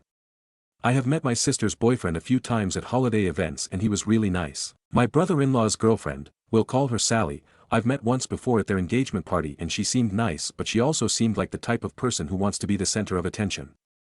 She talked over everyone, insisted on helping my sister open any gifts they received and she even told people that she's the reason my sister and my BL were getting married because she's officiating the wedding. It all rubbed me the wrong way, but as long as my sister and BL were cool with it, who was I to say anything? Things did get a little weird towards the end of the party, however, because Sally got pretty drunk and started very loudly proclaiming how monogamy was ruining relationships and was disgusting. That the only reason people aren't open with their love is because they are scared, insecure, jealous, and controlling. This made most of the people left at the party visibly uncomfortable and most left soon after because she wouldn't stop, even after my BL took her aside and told her to calm down. I was helping my sister clean up from the party when Sally started questioning me about my stance. My boyfriend had to work so he wasn't at the party. My sister tried to squash the discussion but Sally ignored her and asked again. I very calmly explained that I tried polyamory once and quickly realized it wasn't for me and that I was now in a very happy monogamous relationship but totally support non-monogamous relationships. Sally started to say something but my sister very firmly told her that she was drunk and to go lay down. She rolled her eyes but did stomp back to the bedroom. My sister then explained how Sally was usually very nice but did make being poly her whole personality, which had caused problems before. Flash forward a few weeks later to the wedding itself, everything went great. It was beautiful and everyone seemed happy. During the reception my boyfriend and I were talking to my mom and Sally approached us to say hi. She's met my mom quite a few times and my mom is the type to love everyone. My mom reintroduced me and also introduced my boyfriend. Nothing seemed off, we all said our pleasantries and that was it. A little later, my boyfriend went to get some drinks for us while I danced with my sister. It was taking him longer than I expected, so I went to go looking for him. To my surprise, he was being cornered by Sally near the drink table. His back was literally to the wall and every time he took a step away from her, she would step closer. She was also rubbing his arm in a flirty way. I couldn't hear what she was saying to him, but the relief on his face when he saw me told me everything I needed to know. The only thing I did hear was her whining, "Oh, come on." I walked up and grabbed my drink from his hand, which finally made her take a few steps back. I asked what they were talking about and she very bluntly and flirtatiously replied, "I was just telling him how much I love gingers." My boyfriend, obviously, is a ginger. I simply told her, as calmly as I could, to stop being a fucking cunt and there were plenty of single people at the wedding she could hit on. She said something back but I was already pulling my boyfriend away and didn't hear nor care. The rest of the night was uneventful other than normal wedding fun. A few days later, my BL texted me to say I needed to apologize to Sally because flirting with people is part of her personality, and she didn't do anything wrong. I told him that one day she's going to come across someone less nice than me and she's going to get her shit rocked. My BL thinks I'm being petty and an asshole, my sister and mom think I was justified and that Sally was being disrespectful. TLDR, brother-in-law's girlfriend hit on my boyfriend and I called her a cunt. BL thinks I should apologize but I refused and told him one day she's going to get punched by someone less nice than me. Aita. Update 1, talk to my sister and BL. We are going to get together tonight along with my boyfriend and have a sit-down conversation about this. According to my sister, who read the text exchange between BIL and Sally about the situation. Shit isn't adding up. BL wanted to invite Sally so she could defend herself and I absolutely vetoed that. I was not going to have my boyfriend's harasser in the same room as him. I will update once I know more. Stories number 14. It feels like my 20F boyfriend's 21M family puts bacon in literally everything every time I visit, and I'm Jewish. My boyfriend says they must forget, but is this normal, and how am I supposed to deal with it? My boyfriend and I have been together for about 9 months. He asked me a little while ago if I wanted to come to dinner at his family's house, a family thing. I said yes, but that I didn't want to be too much trouble because of my diet, so if it wouldn't be practical, I don't have to come and we could do something another time. He said it would be fine, and he'd tell his parents. Because I'm Jewish, my whole family is, there are a lot of rules about what you can and can't eat. We can't eat dairy and meat together, we have to wait a certain time after eating one of them until we can eat the other, we can't eat anything with blood, and we can only eat certain animals, shellfish, pork, and some other meats aren't allowed. I'm not super strict, so I'm not very fussy about the particles, the rules about utensils, things like that. My boyfriend knows about this, I've talked about it before. And I feel like most people know the basics about what we can do and what we can't. Like the dairy and meat rules, and that we can't have things like pork. But I get it can be annoying for people who don't follow it, so I wasn't expecting to be able to eat most of the things. I didn't mind, but I'm not even joking, there was bacon in literally everything. The potatoes, the salads, the meat, even some of the vegetables and that was kind of embarrassing. My boyfriend asked why I wasn't eating, and I said I couldn't eat bacon. He said his mother must have forgotten. Which was fine, although kind of awkward, but you know, those things happen. So I let that go. Then a few months later, he asked me to go to one of those things again. I said yes, I kind of thought I should, and I figured it couldn't be that bad. But the same thing happened again. My boyfriend said again that she must have forgotten. Annoying again. Then I was studying with my boyfriend at his house. And she offered us chocolate chip cookies, with bacon in them. And I just want to bang my head against a wall. I don't get it, I really don't. Now I don't know the average American diet. But I just don't think it's normal to be putting bacon in everything. And it's making going to his house and seeing his family really awkward. And I don't want to be one of those people that makes everything catered to them and I don't want people to think I am, but it's really weird. Now, I could definitely be making this a bigger deal than it is, but I feel like if I was told that someone who was coming couldn't eat something, I wouldn't forget. I don't want to sound entitled, but it makes everything really awkward, and I feel embarrassed by it. It just seems like something so small to not do, and while I will say I've never eaten bacon so I don't know if it's really good and should be put in most things, but it just feels weird. I've told my boyfriend this, and he said his mother must just forget. And I've said that if he wants me to see his family, if he could please try and do something to make sure he doesn't forget. I feel like I'm being annoying but it's really frustrating because it feels like every time, it ends up like this. I don't want to seem immature, and I just don't get what I'm supposed to do about it. Stories number 15. Aita for shutting someone down when they tried to talk to me at the gym. So, for context, I, F32, don't talk to anyone at my gym outside of saying hi and bye to the people who work there, and having polite etiquette when asking someone if they're using something / saying thank you when they're done. This is partially for efficiency, but mostly because I go to the gym stoned AF and I'm in my zone and I don't want to talk to anyone. Last week, after my workout, I walked over to the food carts by my gym to pick up tacos. While I was there, some guy, M40+, stopped me and said he went to the same gym. I had never noticed him before but he insisted on walking with me and was talking to me. I was kind of annoyed, just because you see me on the street with my headphones out doesn't mean it's an invitation to talk to me. I made small talk and tried to be polite. Got out as quick as I could. So the other day, when I'm at the gym foam rolling out with my headphones in, this guy just beelines to me while I'm trying to avoid eye contact, and squats down next to me to say hi and give me a fist bump. I give him a quick heads up, acknowledge him but ignore the fist bump. Avoid eye contact the rest of the time I'm there. And then today, this guy comes into the gym and sees me. I immediately avoid eye contact and he doesn't come up to me, so I think he gets the picture. But then, when I'm doing leg lifts, he comes over and tries to give me a fist bump. So I take out my headphone and I say, "Look man, I don't want to do this. I'm here to work out, I'm not here to make friends. I don't want to talk to you, okay?" And he starts to say, "I was just saying hi." And I respond with, "Yeah, I get it. Please don't." And put my headphone back in and kept working out. I realize anyone who saw this probably thought I was a giant AH. But, I don't think someone's need for connection overrides my need to have a good workout.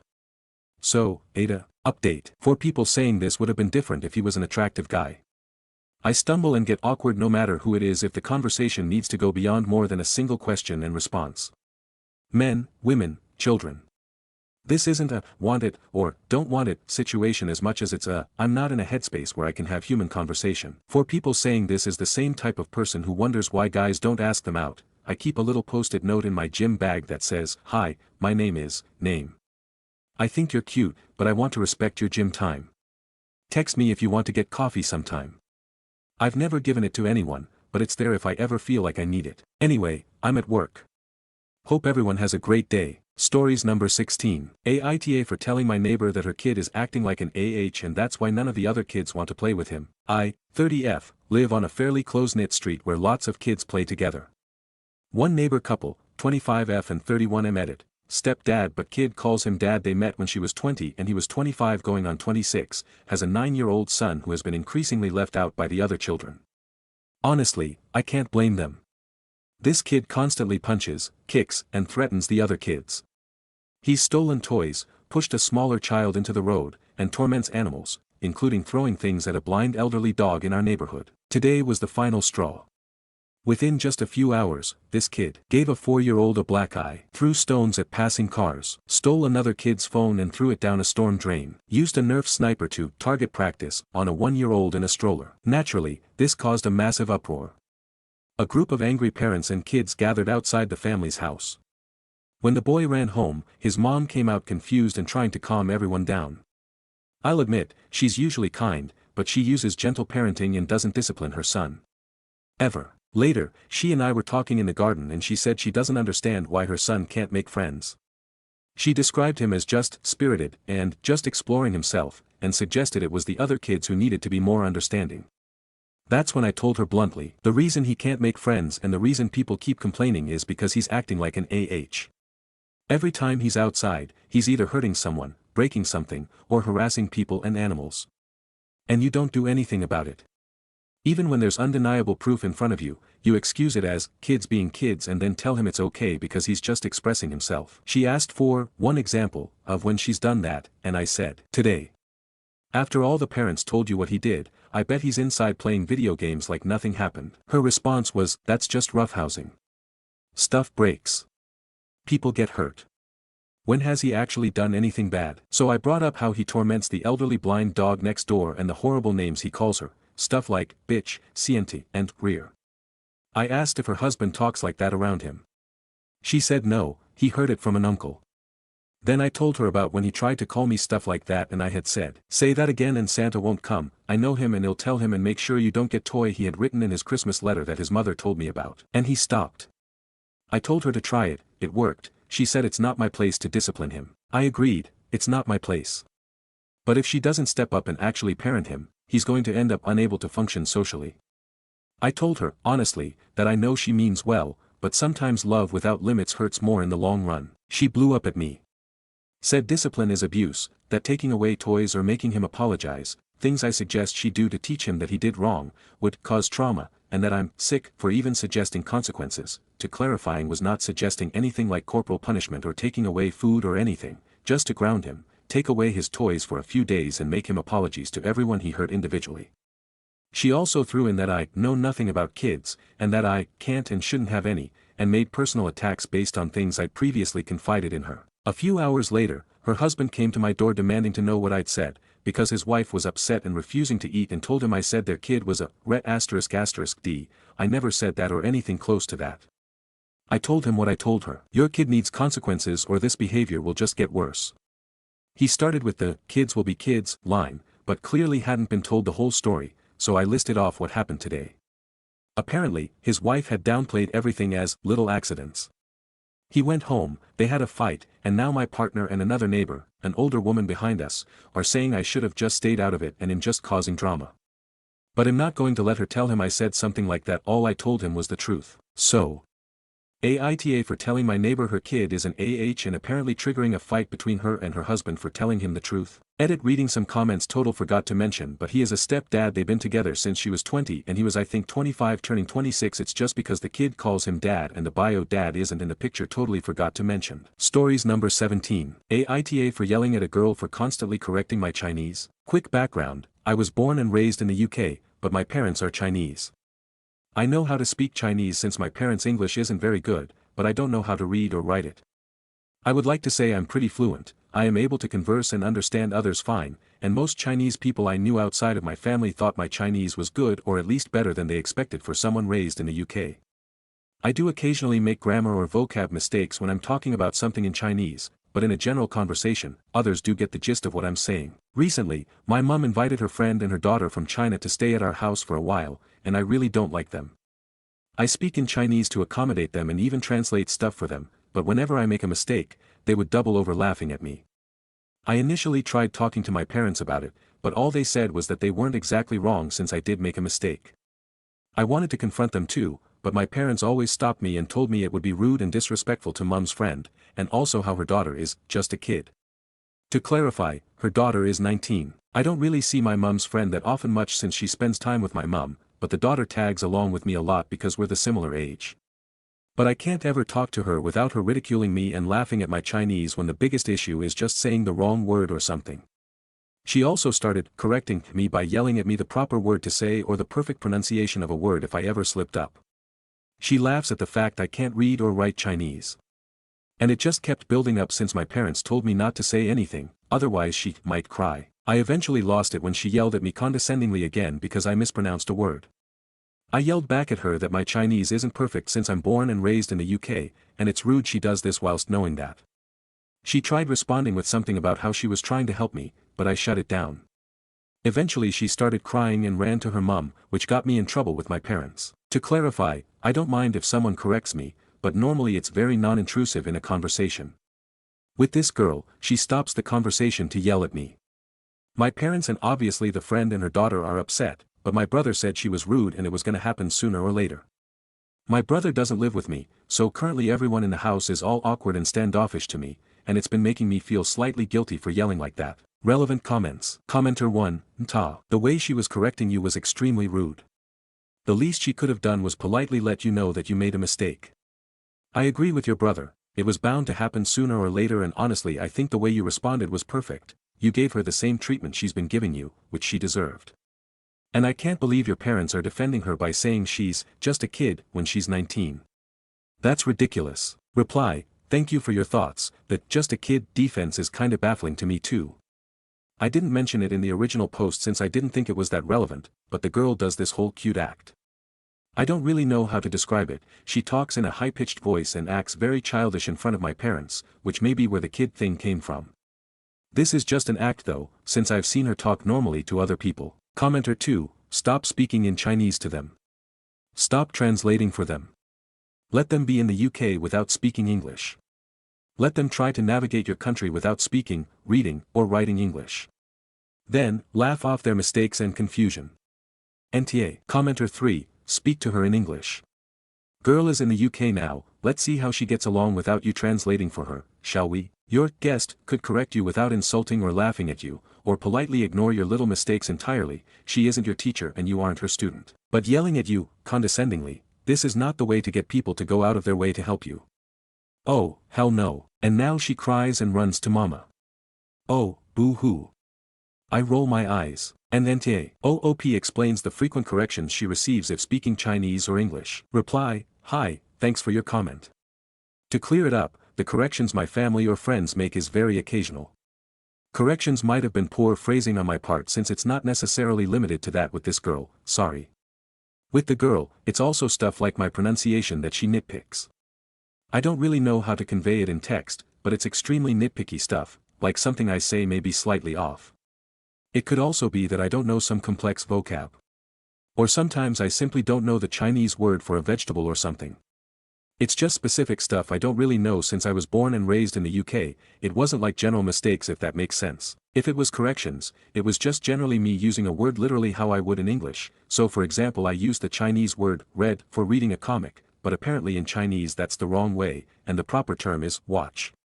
It's mostly just issues related to that. My Chinese isn't utterly terrible since one of my GCSEs was for Chinese and I did fine, I just forgot the reading and writing aspect now from lack of practice. Update. Hi, I just wanted to give an update on what has happened since. It's not a huge update so I'm just posting it here in case someone wanted to know what happened. The next day, following the advice of many commenters, I simply stopped speaking Chinese in the house.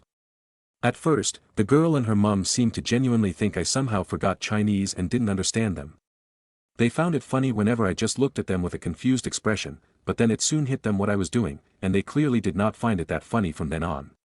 I know it's petty but it made me smile. The mum barely spoke English, so she just gave up on talking to me or asking for help. The girl did learn English in school, so she tried speaking to me in English, though she was clearly uncomfortable about it.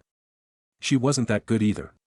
I felt like correcting her like she did to me would be an move so I didn't do that, but instead I just pretended not to understand what she said if she made a mistake. She gave up after speaking some English and just spoke to me in Chinese asking why I was being so mean, and weren't we friends?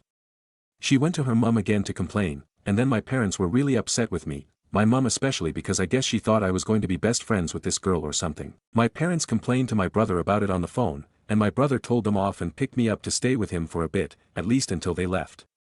I don't really know why my parents thought my brother would agree with them when he has been treated like that before too. For the rest of the days they stayed, they were apparently pretty miserable and didn't really enjoy the rest of their trip since I wasn't there to show them around the UK and translate for them, according to my parents anyway. My parents drove them to the airport and then stopped by my brother's and gave me a letter written by the girl before leaving. My brother wants me to stay longer with him. My parents said something about how the girl was so nice and sweet and still wanted to be my friend. I didn't really want the letter but I took it and opened it after my parents left. It was completely in Chinese besides her social media tag to keep in touch or something. I will not be finding out what it says anytime soon. Even without the language thing, the girl and her mum were pretty unpleasant and rude so I'm glad they've gone home. Thank you all for your comments, they definitely made me feel better and significantly less guilty, so I appreciate it. Comment. Commenter 1, glad you stopped putting up with their treatment of you. All they had to do was sincerely apologize and be better, which they were incapable of doing. So glad your brother was able to rescue you out of that situation. Perhaps you could get someone else, not your parents, to translate the letter and if it's full of insults, give it to your parents to read about what that nice girl had to say. Stories number 18. Wipta, stepping down from wedding party after being fired as MOH 2 months before the wedding. Nearly a year ago, my best friend asked me to be her MOH. I was so excited and I said yes and took the task very seriously. I've gone dress shopping with her for her dress, and went shopping with her for bridesmaid dresses as well. I've spent hours addressing save the dates with her, kept in contact with her bridesmaids about ordering their dresses/planning jewelry and shoes in the color she wants. I made sure someone could organize her bridal shower because I was out of state for work for 3 months, making sure they understood her wishes for the party. I also personally took the time to look through her decor inspo and saved items on an Amazon list for her to go through so she could look at affordable options she wanted to purchase, which she was very happy about. I also want to note, I have already planned her bachelorette party and just needed to call and finish the booking process completely as we are a little more than a month out. It's being hosted in town and a very chill night as she requested. I travel for work, and I turned down multiple jobs so I would be close for her wedding and event / if she were to need my help planning these last few months. This has resulted in me being out of work for the last 3 months because she was upset I was going to be out of state. There have been no jobs close enough to home that made sense, as I'd have to drive back home multiple times during my assignment, but I finally found a job, hooray.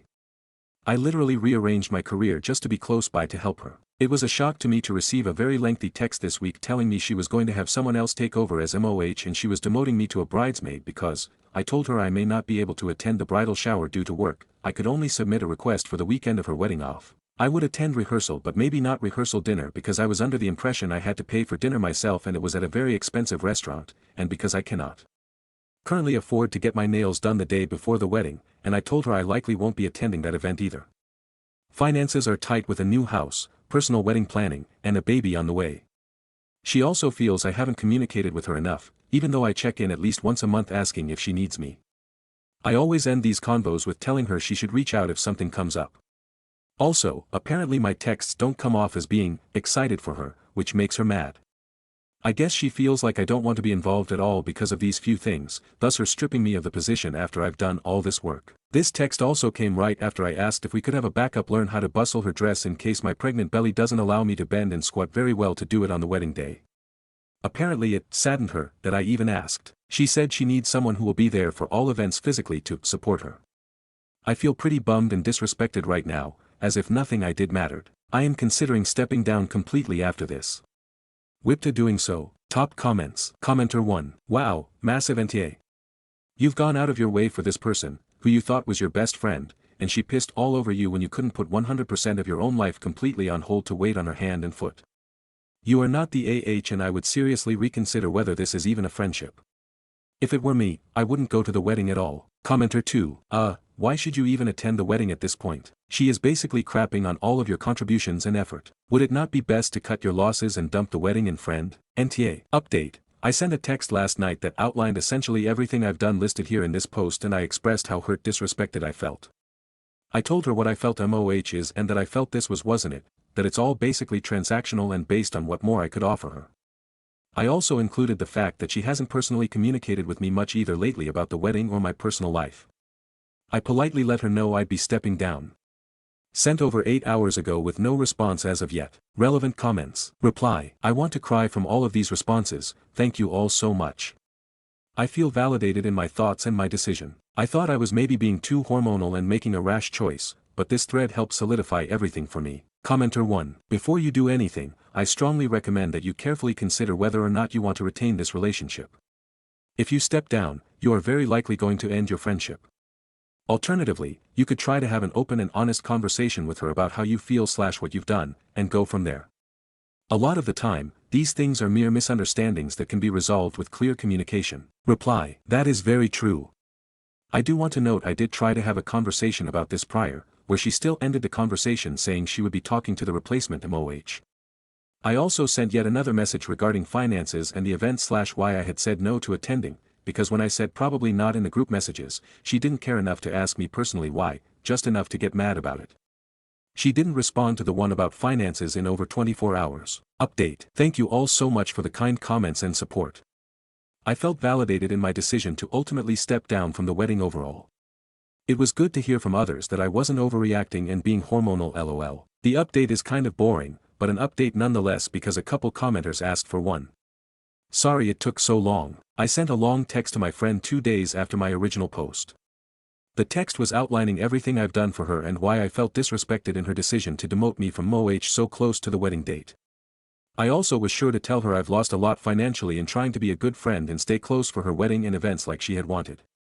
I ended the message telling her I still want her to enjoy her day and I don't want it to full of any drama or bitterness, so I felt it best that I stepped down from it all. It took 2 full days for her to respond. We went back and forth quite a bit with her telling me the additional reasons for demoting me where I hadn't been texting her enough and asking her about her personal life, I wasn't excited enough in my messages about the wedding, etc.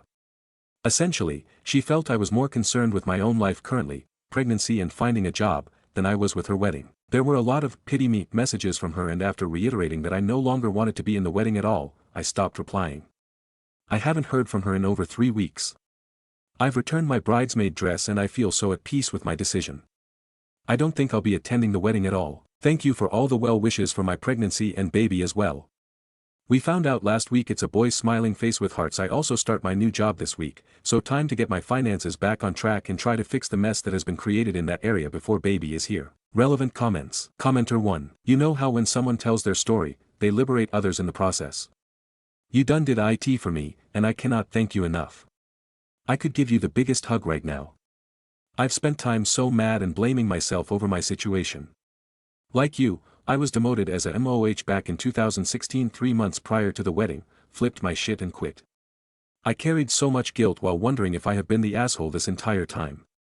No more. If she reads this, she'll know it's me, and that's okay. I've protected her for too long, so it's time to let the choppa sing. For starters, I am sorry you had to go through this and find out your friend wasn't such a friend after all. It is a deep wounding to have your trust in a person violated over something as ridiculous as a wedding. May the pain result in better discernment and connections in the future. Clinking glasses. Here's what happened. I lived across the country, US, for 6 years at the time. My best friend of 13 years got engaged and we were thrilled. We talked about having small weddings and how over the top they could be. She only wanted 1 maid of honor and 1 best man. 3 months later, I was diagnosed out of nowhere with stage 2 breast cancer, which required aggressive surgery and chemo. I was only 29, and she came out for a few days for the first surgery but had never flown out, just because, while I had gone home plenty. That should have been my first warning. Throughout treatment and the fear/chaos that comes with it, I continued to help her plan the big day while working full-time, even as she began making the wedding party bigger with people who couldn't afford to help out. I flew out and paid for half of her wedding dress as a thank you for helping me after surgery. I stood up for her fiancé when his brother best man didn't want to spend an additional $70 on the bachelor party while making six figures and living high on the hog. 3 months prior to the big day, she opted to demote me after the bridal shower I flew in for wasn't up to her standards, yet her dysfunctional family was mostly responsible for lazily putting it together and didn't help me with games, which would have been nice since the chemo brain was horrendous, and I smoked on top of it to help with nausea. The venue they selected was a white trash mecca, and despite spending an entire day photoshopping a bomb invitation for it, she opted for the ones with Comic Sans font, I swear it. I was too late getting it to her, even though I delivered while suddenly moving due to an existing bed bug problem in my New Beginnings apartment the complex failed to mention. She actually laughed at my misfortune. While demoting me at a restaurant, I needed, in her words, to let my cancer go. The last surgery was only 6 months prior. As I bawled my eyes out, she chastised me for moving away in 2008, the mountains looked like poop, she said, for quitting my job, gee, I wonder why, and for being my proverbial punching bag. I got mad at her once for making fun of me when I was expressed being tired of wearing yoga pants from being stuck in bed after chopping off my tits and getting chemo. I thought friends supported one another during the worst times of their lives. After going home, I completely lost my shit on her and dropped out of the wedding. Until today, I have felt like the bad friend for taking up space, for causing drama, for expressing anger. You've made me realize it is okay for our lives to happen, and some people are just so selfish. Besides, where is her happiness about your bundle of joy? Hopefully my situation will diminish your guilt the way you diminished mine. You are a kind, considerate friend and I wish you the best of luck. Sometimes, the trash takes itself out to let the treasures in. Edit, my first ever gold, wow, thank you. TL/DR, same situation as OP but with cancer, fucked up shit that ruined the friendship, guilt be gone. Reply, you are so sweet pleading face. I'm sorry you've gone through so much thus far in your life. I can't imagine how hard those situations were. It sounds like you handled them all with grace and in the best manner that you could. Thank you for sharing this with me. It sucks that other people have gone through similar events, but it's always nice to know I'm not alone and didn't do anything wrong. I'm so glad this thread could help you get rid of the guilt you've carried. Your friend sounds awful and you deserve so much better than that.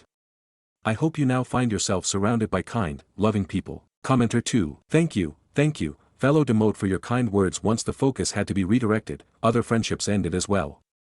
It has been a hard adjustment feeling like a completely different person and extending grace inward while navigating this new territory. The feeling of letting others down is daunting, but we can't make everyone happy. Stories number 19. Aita for telling my mother-in-law to back off about my kids' school lunches. I swear, I don't even know where to start with this. Every day it feels like I'm walking on eggshells in a house that's not even mine. So here's the deal, I'm 25, married to my husband, 29, and we live in a small suburb outside Houston with his mom. Yeah, already a bad setup. It's her house, her rules fine, but my husband and I pay the bills, groceries. Us electric. Us school supplies, clothes, gas. Us she's not broke, she just expects to be taken care of and I've been trying so hard not to snap. But the thing that really set me off. The lunch thing. Every single morning she's hovering over me in the kitchen like I'm some teenager doing it wrong and I'm just trying to pack my kids' lunch. They're 6 and 8 picky eaters, both of them. I know what they'll actually eat at school but nope. Apparently that's not balanced enough for her. Where are the vegetables? Why are you giving them that juice?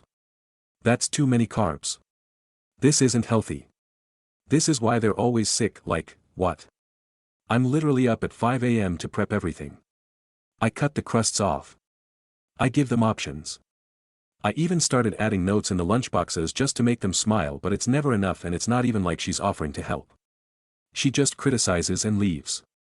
Anyway, the other day, I was already having a crappy morning. One kid spilled milk, the other was crying about gym class, and she walks in and immediately starts with the whole "that's not enough protein" thing. I lost it, not screaming or anything, but I turned around and said, "Can you just let me pack their lunch the way I want to? Please?" She looked stunned like I disrespected her in her own kitchen and now my husband's acting weird. He didn't say much, just, "Maybe don't talk to her like that," like I didn't try to hold it in for months, like I wasn't the one getting nitpicked every damn day. Now the house is tense. She won't even look at me and part of me feels guilty like maybe I should have just let it go. But another part of me is like, why is no one standing up for me? Why am I the bad guy for finally setting one tiny boundary? So now I'm wondering. Aita, stories number 20. I might go to jail this week, for trying to be a mom. Back in 2019, when I was at my lowest, I lost custody of my kids. I had relapsed after 4 solid years of sobriety, and their dad filed for divorce while I was in rehab. A no-contact order was part of the deal. I broke that order trying to see my kids, and I went to jail, twice. But that was years ago. Since then, I've done everything I can to rebuild. I've stayed clean. I've held down steady work. I saved up. I bought a cheap, busted trailer for $3,000 and flipped it for $22,000, well, on a contract, so I get $1,000 per month. With that money, I bought a brand new trailer. Nothing fancy. No grass yet. Still smells like plywood. But it's mine. It has 3 bedrooms. One for me. One for each of my babies. I filled it with fairy lights and squishmallows. I painted the walls. I hung up glitter curtains and space posters. I'm making a home. The original no-contact order expired. I double-checked. There was nothing on file stopping me from reaching out. So, I did. I sent a few texts to their dad, asking him to come see the house. I just wanted to show him that I've changed. That his kids would be safe here. That I am safe now. He didn't respond. What I didn't know was that instead of responding, he filed for a brand new no-contact order. Never told me. Never served me. I only found out after the fact, and now I might be going back to jail. Again. For sending a handful of messages, trying to open a door. I'm not a danger. I'm not angry. I'm not demanding anything. I'm just trying to be in my kids' lives. They finally got to stay the night with me this weekend for the first time. We had pizza, played games, swam, and laughed. My son kissed me on the cheek and said, "You're the last person I want to see before I sleep." I about cried right there. And now this. I've worked so hard to become the kind of mom they deserve. And now I might lose them again, not because I messed up, but because I tried to do things right. I don't even know what to feel right now. I'm scared. I'm tired.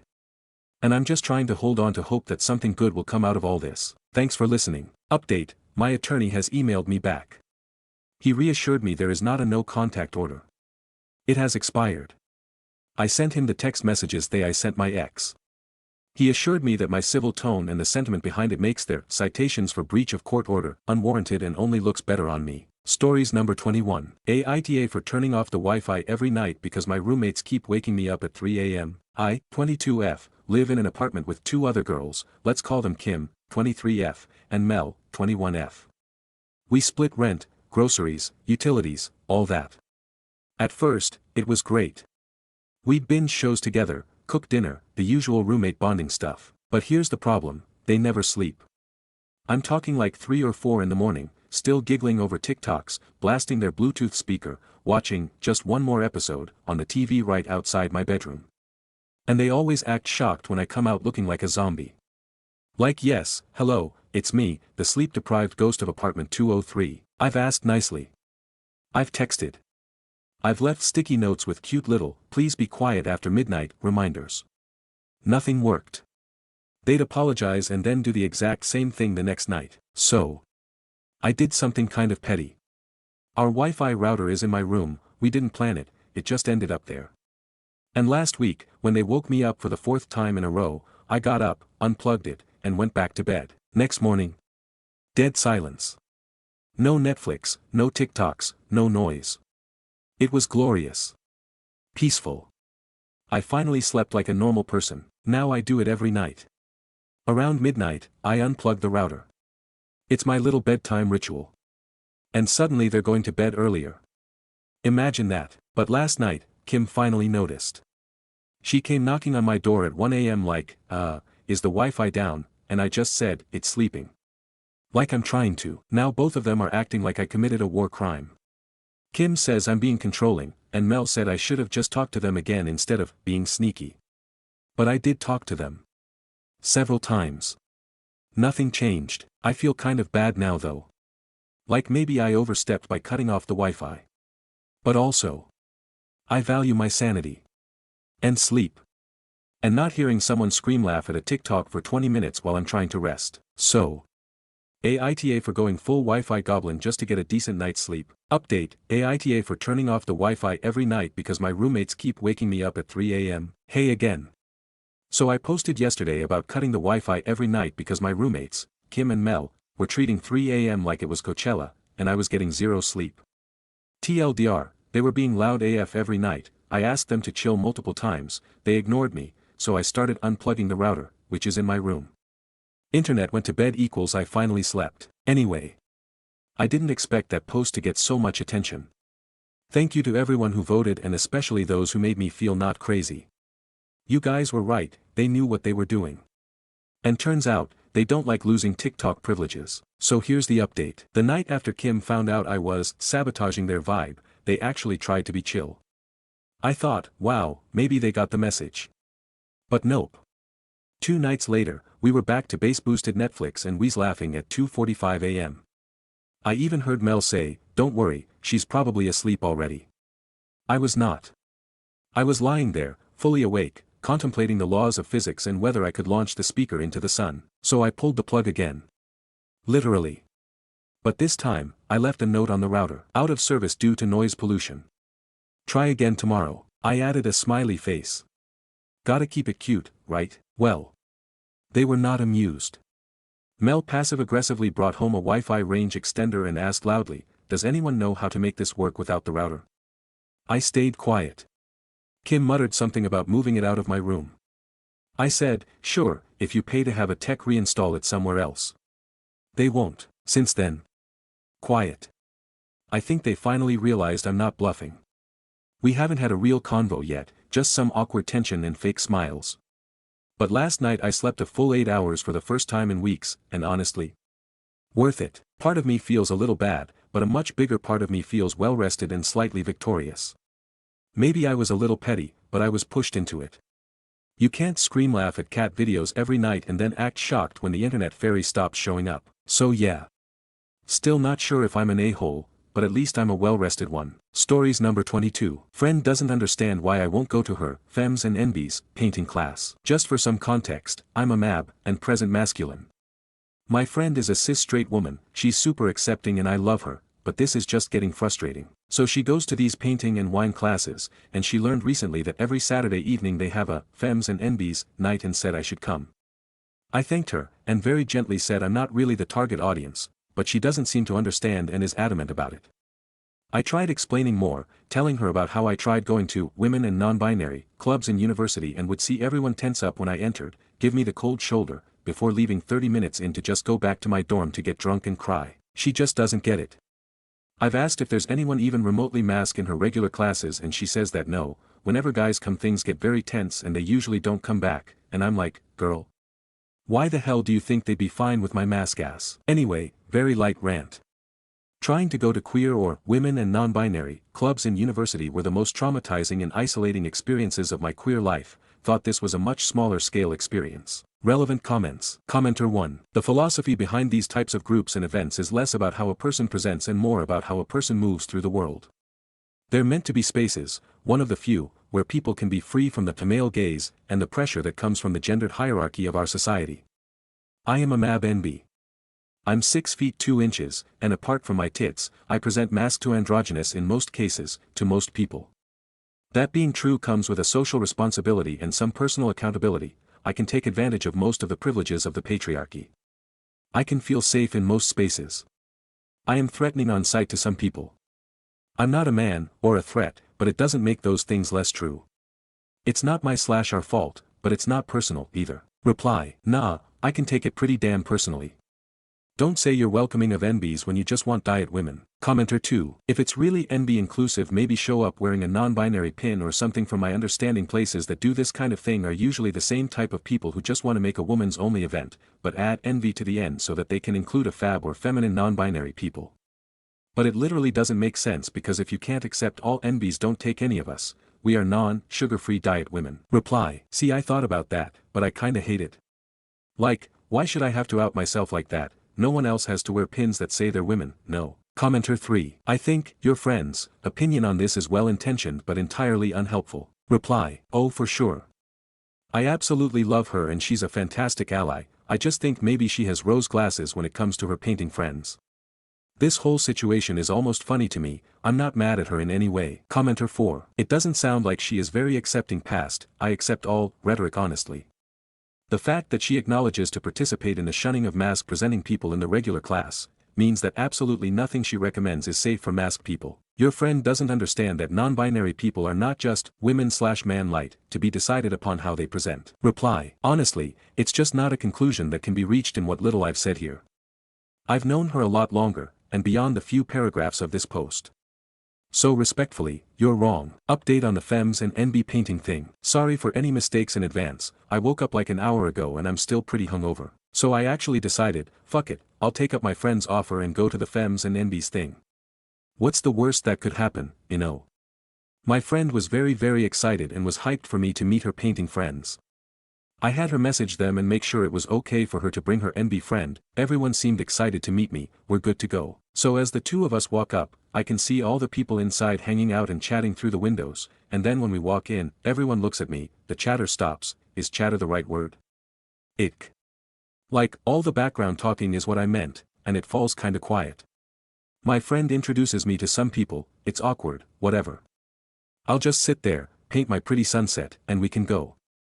At that point, I was just there for my friend, really. So like, not long after we arrived, maybe 30 minutes max. My friend taps my shoulder. She looks annoyed as fuck and tells me that we're leaving. No complaints from me, we head out.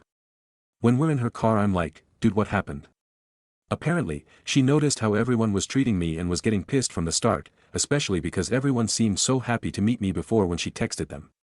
Then once we started painting, it's usually really rambunctious, but it was super quiet because of me, just like when guys showed up. The last straw was when she heard some people whispering about me, and apparently used some less than tasteful slurs to refer to me. Wine moms, am I right? Y'all, I've never fucking seen her this pissed. I left out the dozens of swear words she used when she told me. She was like, I'm never going back there. And I felt bad and was like, no, it's okay, you can have your friends outside of me, they don't have to like me, it's okay. And she was like, honey, there's a dozen wine and painting places, they can go fuck themselves. I started crying at this point because God, do I love this woman. Couldn't ask for a better friend. Once I started crying, she started, and she was apologizing because she should have listened to me, I said it was fine, yada yada. We decided to just go to Walmart, grab some wine and supplies, went back to her place, drank probably too much, and painted her walls. Honestly, was so much fun. We'll probably just make this a weekly thing instead. I don't think I missed anything, I probably added too much TBH. I just wanted to give a lil update and thank everyone that was so nice to me in the comments.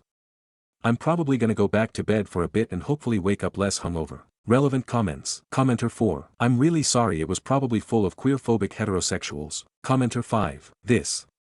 They expect someone like me to show up, not my 6 feet 2 inches bare genderqueer bestie who is attached to my hip. Or sib from another crib. Reply. Or sib from another crib. Love this and absolutely stealing it. Commenter 6. I hope she goes back just once to tell them all off.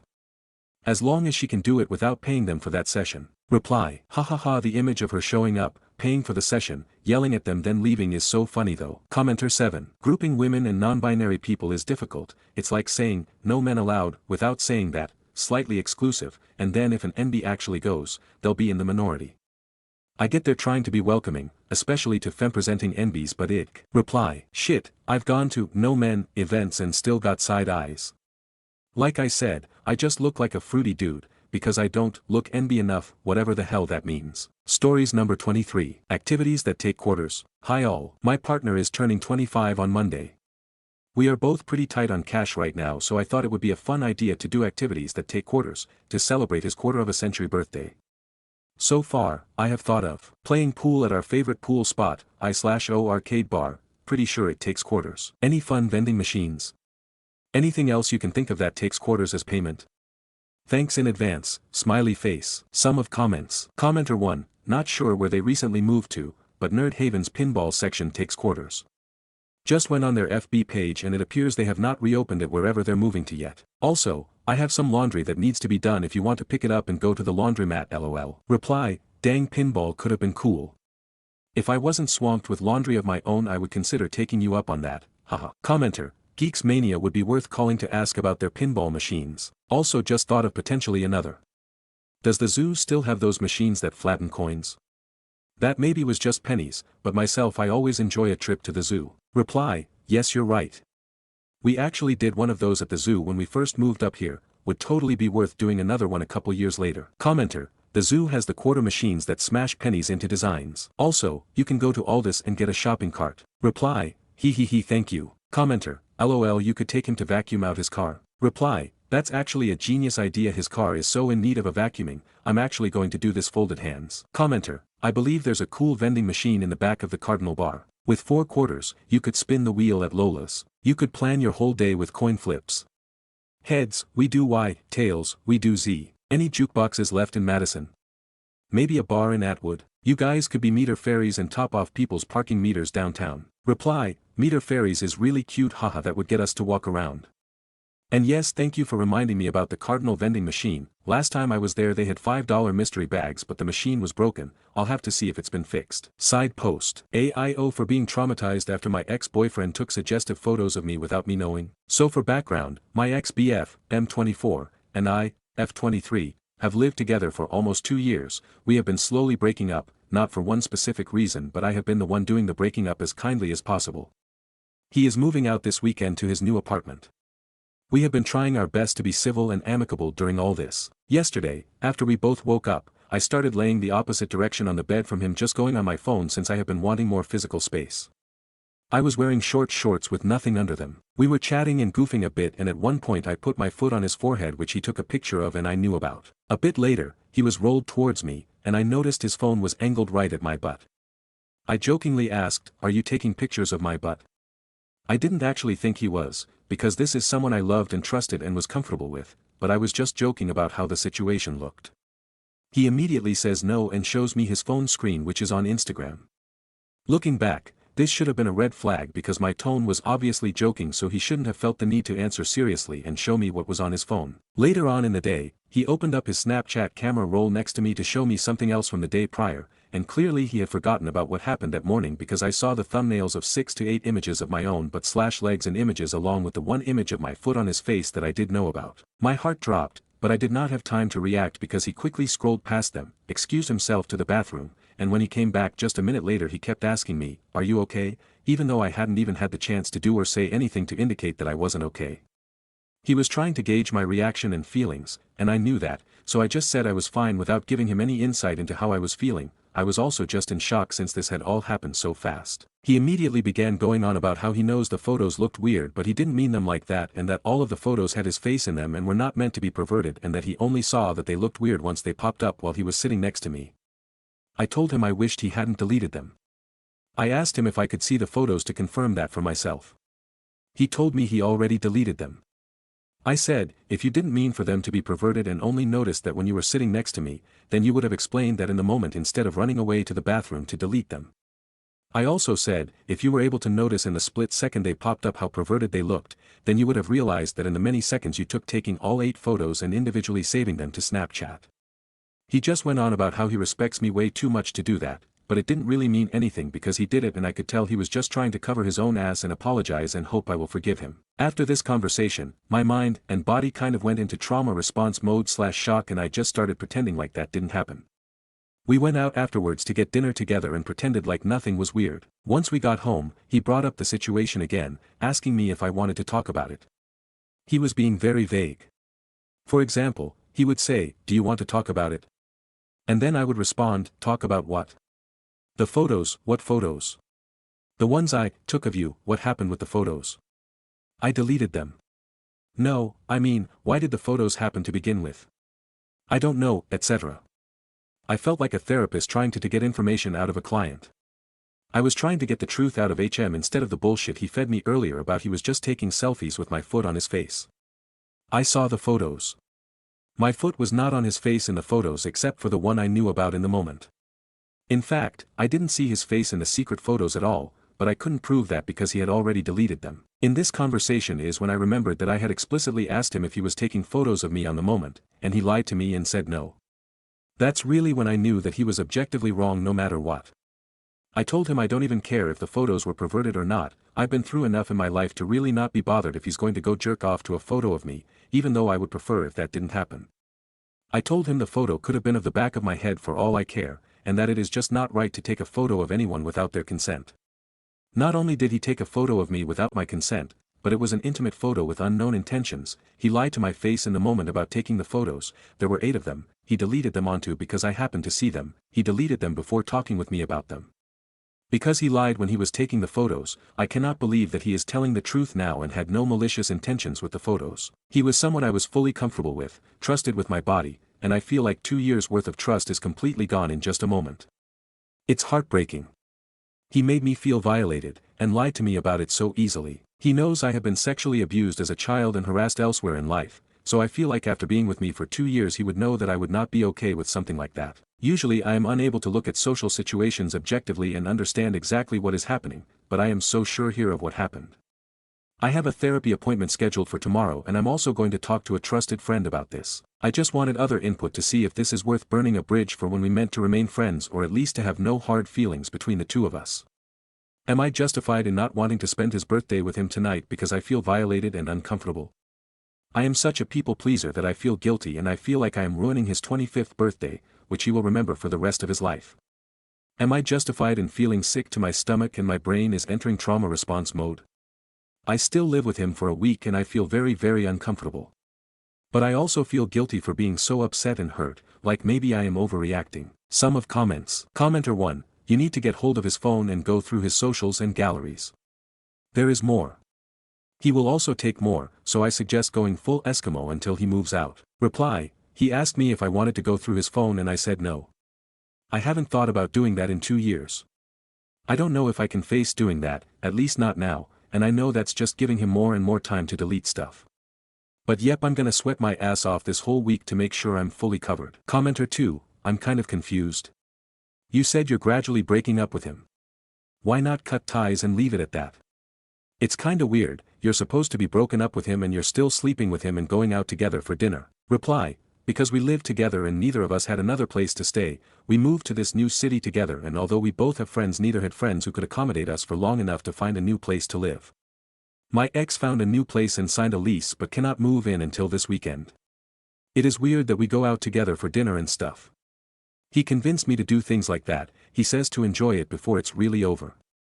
And I do it because it's easier to pretend than it is to put up a fight and be made to feel uncomfortable and guilt-tripped at home and because unfortunately I still have feelings for him even though I don't want to. It's really complicated. Commenter 3, well, I definitely would think that somebody taking those photos of you unknowingly. As women I think we all know that's unacceptable. Is it even legal? Can you press charges? Reply, maybe. He deleted the photos though so there's no proof and I'm in the US so I don't think the cops will care or do anything. I also unfortunately still love him and don't want to be the reason his life gets ruined. Commenter 4, well, you are correct if the photos are deleted, you have no proof but I'm glad they are deleted. Are you 100% sure they are now backed up in the cloud? I could never trust that person again, this would weigh on me too much for me to be able to go on. I know that you know it's the right thing to do the final break. Focus on yourself, your career, yourself, take a break from being with somebody is my best advice. The best advice I can give any young woman is to learn to be alone and on your own. Once you do that and embrace that you will be good to go for the rest of your life truly. Reply, thank you, this is really good advice. Those are pretty much the reasons why I was breaking up with him anyway. I want to learn to be on my own and have enough time to take care of myself and do the things I want to do. I don't know for sure if the photos are deleted, but I am so scared to check his phone because I am scared of what I will find, or if I don't find anything I'm scared I will forgive him. But I can never forget this happened. Update post to Madison sub, June 16, 2025, same day. Last week I asked you all about things my partner and I could do to celebrate his quarter-of-a-century birthday using quarters. Thank you so much for the suggestions and for liking my idea. Unfortunately, yesterday I found out that he had taken suggestive photos of me without my knowledge and lied to me when confronted, so he will be spending his birthday alone and I will be saving my quarters. Maybe I will take one user's suggestion of being a parking meter fairy. Be safe out there ladies and trust your gut feelings. If you are looking for a sign to leave, this is it. Sum of comments. Commenter 1, Jesus, what an asshole. Are you okay? Reply, no I'm not and I'm really struggling to be present at work but I have therapy scheduled for tomorrow at 4 so I'm hoping that helps a lot. Commenter 2, you could use those quarters in a sock. Reply, this made me laugh lol thanks. Commenter 3, have you thought about pressing charges? Reply, he deleted the evidence so I think it'll be a he said she said kind of thing. Are you sure he deleted everything? No, I'm not 100% sure he deleted it all, and I also don't know if there are more photos from other times I didn't catch him. Commenter, well, since he is a he, I'm afraid you cannot wish your username on him, but perhaps another prolapsed organ will be in his future. For real though, I am so sorry, and may you find a partner who respects you. Reply, hee I appreciate you and everyone else, especially the jokes are helping me cheer up. Stories number 24. Aita for texting his girlfriend from his phone while he was in the shower. Okay, this is probably crazy but IDC at this point. I, 18F, had a gut feeling for weeks that my BF, 28M, was cheating. Like he started taking his phone everywhere, even into the bathroom just to pee. Started locking it, screen facing down, acting all, you don't trust me, when I asked him about it. Bro, please, you're not Leonardo DiCaprio, relax. So last weekend we were watching some dumbass show on Netflix and he went to shower. Left his phone on the couch. I stared at it for like a full minute like okay God, this is my moment. I opened it, he still uses his dog's name as the passcode LMFAO, and boom. Top of the screen, can't wait to see you again, from a contact named Alicia, yoga. This man doesn't do yoga. He thinks stretching is gay. I opened the chat and my chest literally started pounding like I was having a seizure.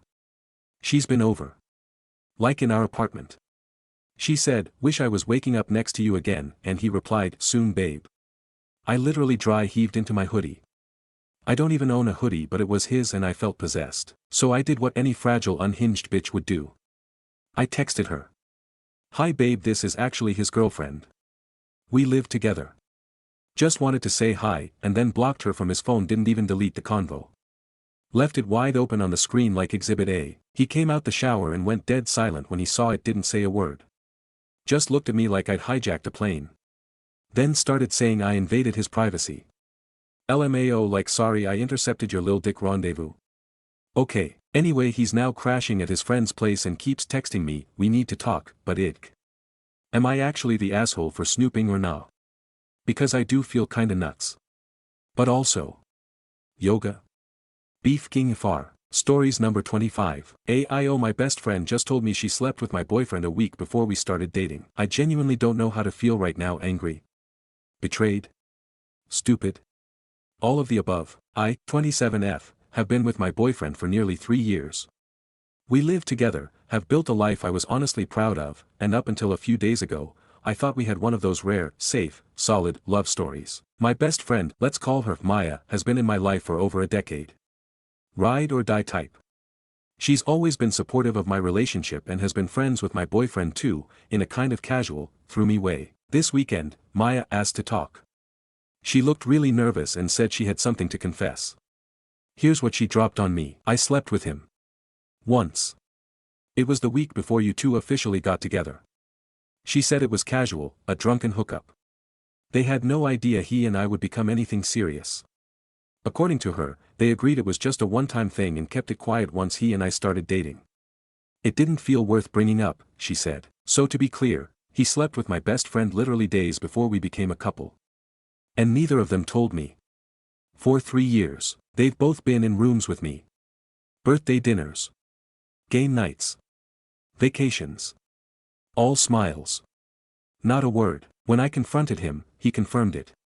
He said it meant nothing, it was before we were official, and that I'm punishing him for something that happened before we were even a thing. But here's my problem, it's not just that it happened. It's that they hid it. For years. And that now I feel like a complete idiot, looking back on every moment we all shared, all while they were keeping this secret from me. Would I have dated him if I'd known from the start? I honestly don't know. But I feel robbed of the choice. TLDR, my best friend just told me she slept with my boyfriend a week before we started dating, and they both kept it from me for years. Now I feel like everything's tainted.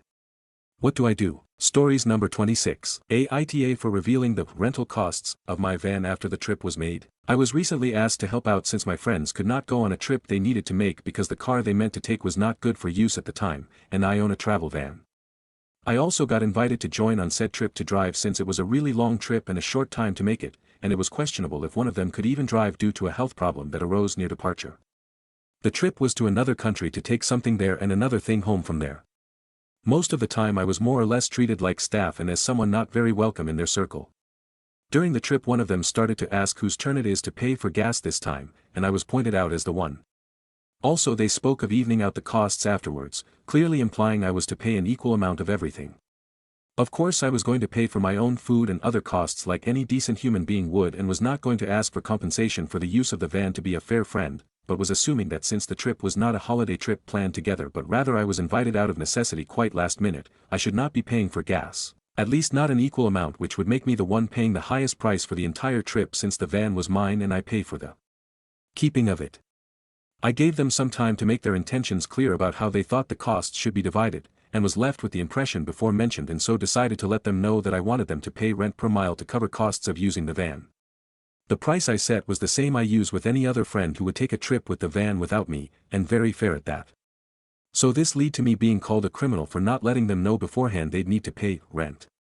Am I really the holy here? Stories number 27. My daughter died in my husband's custody. What can I do? I recently received my daughter's autopsy and death certificate from September. For context, her father started putting his hands on me while pregnant. I called his chain of command the first time and all they did was take him out of the house for 2 days, which only made him more mad when he came back. The second time was after I called the police on him for locking me out while I was 6 months pregnant. When the police arrived I showed them the pics and vids of the bruises and proof he was hurting me, and they told me since I didn't call for that they couldn't do anything and that if they were called to the house again someone would go to jail. At the time I was hormonal and scared, and he truly made it to where he was my only support. He would go back to my parents of the stuff I confided in about them, and that led to us not talking anymore. Not the point though. 2 days before Hurricane Helene down in Georgia we had a physical altercation. He started it and it involved him pushing me into a wall when I had our daughter in my hands. After he did that I immediately saw red and went to put her down in a safe place and ran over to him and he got video of me fighting back. Finally, that morning I made plans to leave. Long story short, he found out I was trying to leave and went to the courthouse while I was at work with our daughter and lied, basically saying I was the one abusing him. When I got home that night I got escorted off the property and saw her for the last time. One of the last few things I screamed to him was, do not hurt her and do not put my baby in that bed. She had started rolling over the week prior, but I already wasn't okay with her being in the bed. The officer escorting me out even said, he's not gonna hurt her, she'll be okay. I told him, hey, he might not hurt her on purpose but something is going to happen. Anyways, the next day I tried making plans with my friend I was staying with to go to the courthouse. I had the prior night compiled a 600+ folder on my photo app of text messages and videos and pics proving he was abusive physically, emotionally, physically. We're legally married BTW. But the courthouse closed early that day because of the hurricane that was coming and I wasn't able to. The hurricane comes and 6 days pass, 6 days where I can't see, talk or hear from my daughter. On the 6th day, he calls me screaming she's gone. All I could keep asking is, what do you mean? I get to the house and she's already been passed for a minute. He claims to have passed out and woke up with her face down and that he performed CPR until EMT arrival. EMTs claimed they saw him doing CPR when they got there. I have been stuck in the past few months in this limbo headspace where I still care about what happens to him and his feelings even though mine were never cared about by him, so I always thought something suspicious but I had no real answers. 2 weeks ago I received her autopsy and death certificate. The autopsy reports that there was no prior evidence of CPR intervention before EMT arrival, and regardless he had her in the bed. He also had signed an agreement with DCFS not even a month prior that he wouldn't sleep with her in the bed.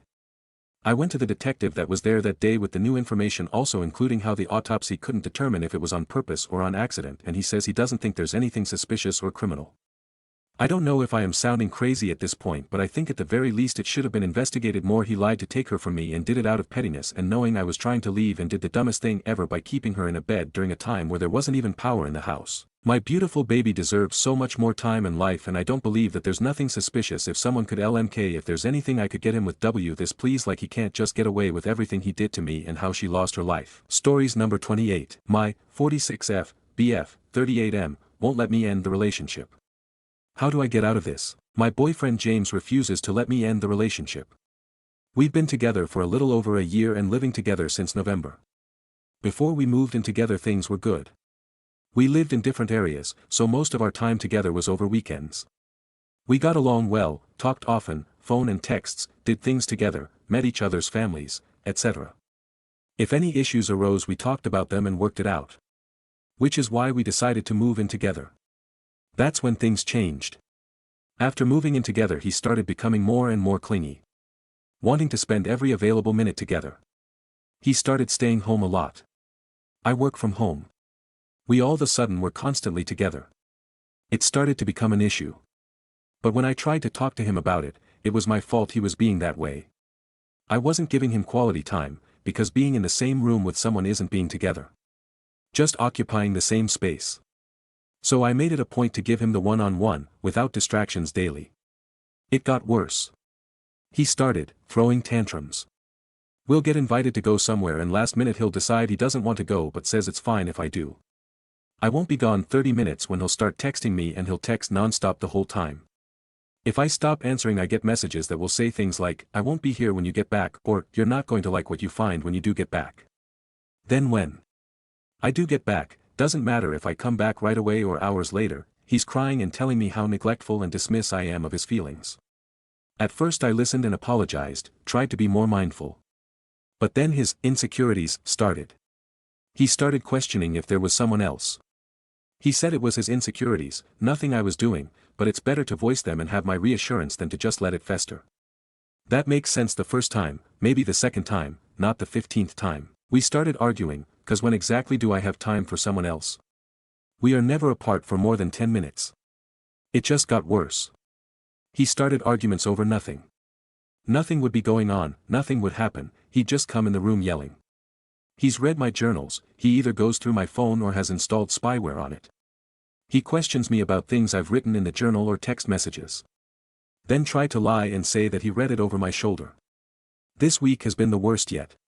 We were out for dinner, he decided it was the appropriate time to discuss things in our relationship. In a very public, intimate dinner setting.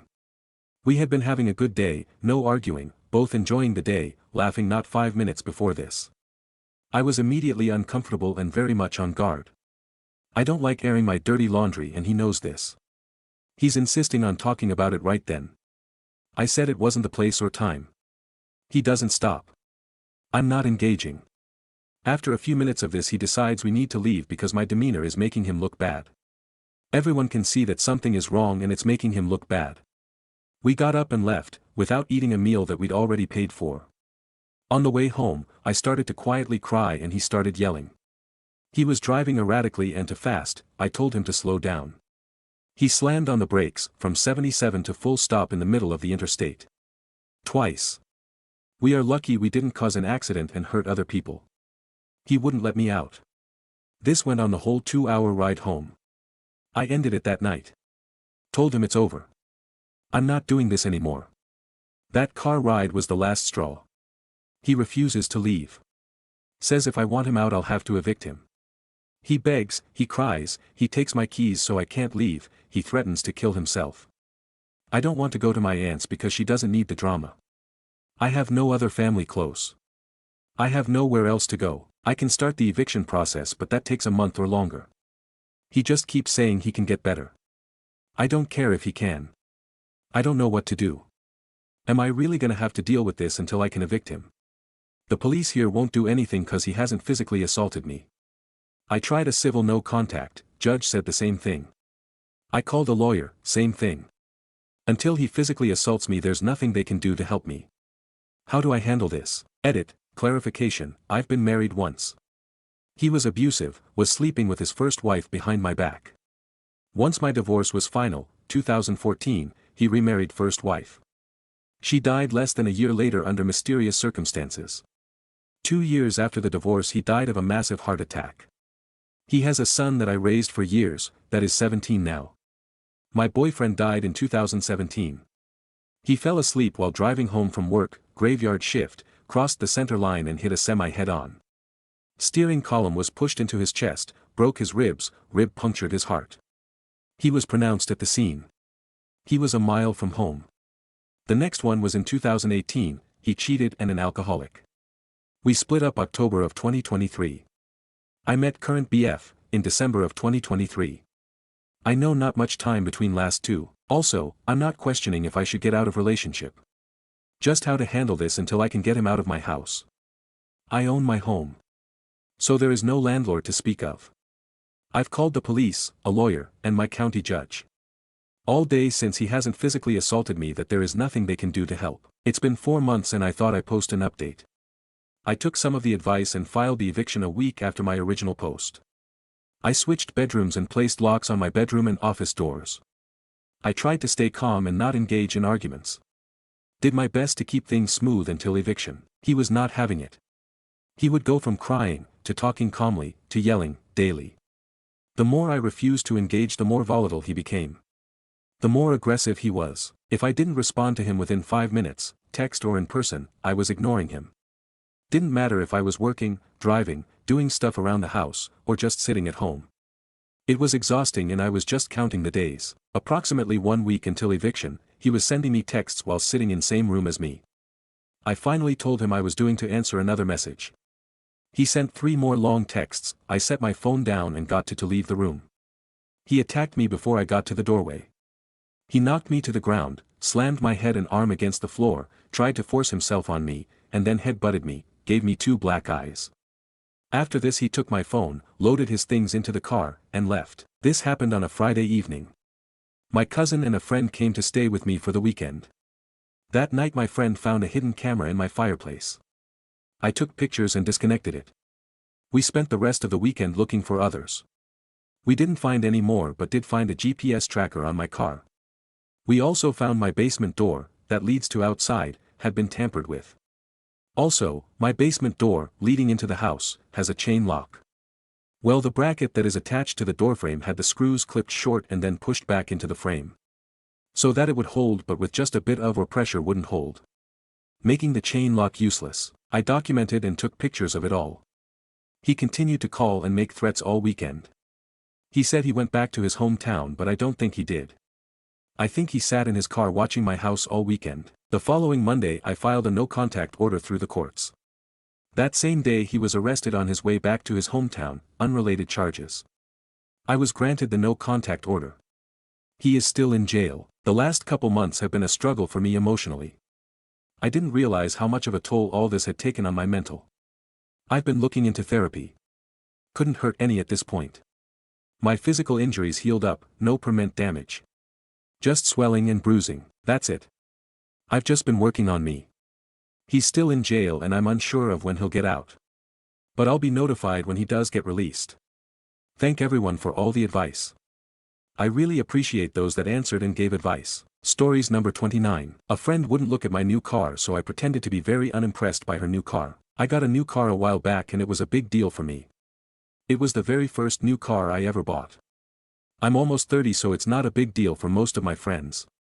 My one friend, Marie, would always roll her eyes when I talked about my old car because it was so crappy and say, get a new car, as if it was as easy as that. So after years of saving I decided to buy a new car. Tariff sped up my timeline because I was worried about paying extra. I was driving my sister/roommate all around because it was a new car. I was excited about it. So naturally I offered to drive to Marie's house.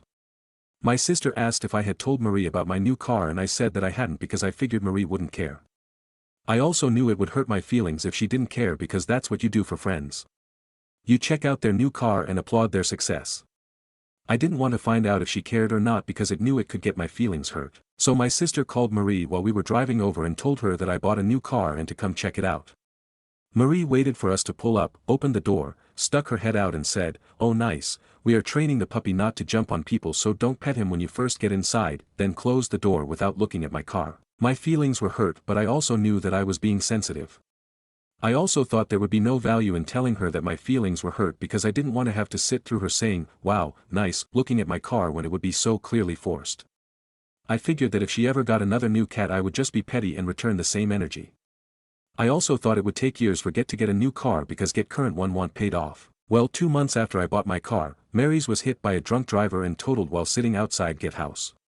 Today she offered to pick me up in her brand new car, bought less than a week ago, to go to a mutual friend's pool party. I got in without mentioning anything about the car. Whenever she mentioned the car at all I ignored that particular topic and focused on something else. When we got to the pool party the host came out to oh and ah over the new car, but I just walked inside. On the drive home she couldn't hold it in anymore and was way less subtle. "This car gets 30 miles per gallon. So I said, "Mine gets 40. Then she tried showing off her camera and I just said, "Oh that's nice," very unenthusiastically. I could tell it bothered her, lol. It was tiny, it was petty, and maybe a better friend wouldn't do it. But I can't be the bigger person anymore. Edit. Sorry for the typos, not wearing my glasses right now. Stories number 30. Aita for telling my sister to take accountability or leave me alone. 1 year ago I, 30F, received a panicked call from my sister Sally, 35F, because my parents' house was going into foreclosure. My parents had stopped living in that house in 2014 and let my oldest sister and 40F and her family live there, with the understanding that she would pay the mortgage. My parents are immigrants and had called Sally because they did not understand the letter they received. Sally learned that the mortgage had not been paid in over 6 months and they had sent multiple letters to the home that and lived in. By the time Sally was involved, she only has a few days left to pay the debt. I live in a different state over 1,000 miles away and Sally called me because the mortgage company had offices in my state, but not theirs. I was on standby in case her latest payment did not go through, so that I could pay the debt myself in person.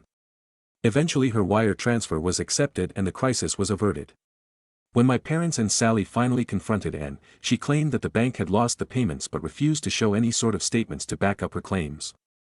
Some harsh words were said, but my parents decided to let it go in the name of peace. And ended up moving out but blamed Sally for getting involved when it wasn't her business. Months pass and I decided to use the holiday travel for baby showers as this was my first pregnancy. Sally offered to throw me the baby shower at her home. And never showed up and gave different excuses to different people. A few weeks later, I get a voice note from Anne crying saying she couldn't come to my party because she couldn't imagine being in Sally's home after what she did to her, and to reach out to her when I was ready. Heavily pregnant and hormonal, I was upset she would try to blame someone else and that she was putting the responsibility of our relationship on me while dealing with a difficult pregnancy. So I didn't respond for over 6 months. In that time Anne has sent random posts from social media as if everything is fine. I finally got fed up today and responded to a message saying she could take accountability for taking advantage of her family, or no longer have a relationship with me. Am I the asshole for bringing up the conflict with my parents or should I stay out of it? Stories number 31. AITJ for being furious after my ex-GF told me our breakup was just a test. A few days ago, I got a message from my ex out of nowhere. We haven't talked in weeks. I, 22, and my GF, 20, dated for 8 months. A few weeks ago, I got a message from my now ex-GF telling me that she felt like we weren't working anymore, that she needed time to focus on herself, and that I was too available. I was really broken and sad because I thought our relationship was pretty solid but I respected her decision. Fast forward to now she messages me asking to talk. I agree, thinking maybe it's closure or some kind of apology. Instead, she tells me that she never actually wanted to break up. According to her, it was a test to see if I'd fight for her. She wanted to see if I'd prove my love by not letting her go so easily. When I didn't chase after her she said it broke her heart and now that I've grown and seem stronger she wants to try again. I was speechless. I asked if she was serious, and she said yes, that he thought breaking up would reignite the spark. I told her that what she did was manipulative and cruel. She said I was overreacting and that I should take it as a compliment that she wants me back now. I blocked her. I feel like my trust was completely broken, and the idea of being tested like that still makes me sick. So, am I the jerk? Stories number 32. AITA for stepping down as class parent after the teacher kept asking me to cover for other parents. I, 35F, have a daughter in 2nd grade, and this year I volunteered to be the class parent. Basically, I help organize events, communicate with other parents, and assist the teacher with classroom needs. I was happy to help because I work part-time and thought I could contribute without too much stress. But ever since the school year started, the teacher has asked me to step in whenever other parents drop the ball. If someone forgets snacks, she asks if I can run to the store. If a volunteer cancels last minute, she looks to me to take their shift. At first, I didn't mind. But it became constant. I found myself covering for people almost every week, usually with little notice. I gently brought it up and said I was happy to help, but I couldn't keep being the backup for everyone. Her response: "You're just the most reliable one." Last month, I missed an important client call because I was scrambling to deliver supplies after another parent didn't show up. That's when I decided I was done. I told the teacher, politely, that I needed to step down as class parent because it was taking more time than I could give. Now some of the other parents are acting cold toward me, and one even said I made things harder for everyone by quitting halfway through the year. So, AITA for stepping down as class parent because I was tired of being taken advantage of. Stories number 33. To fool by trying to be funny during my wife's ultrasound. My wife and I, both 31, are expecting our first baby. Very exciting. Very emotional. We went in for the 12-week scan.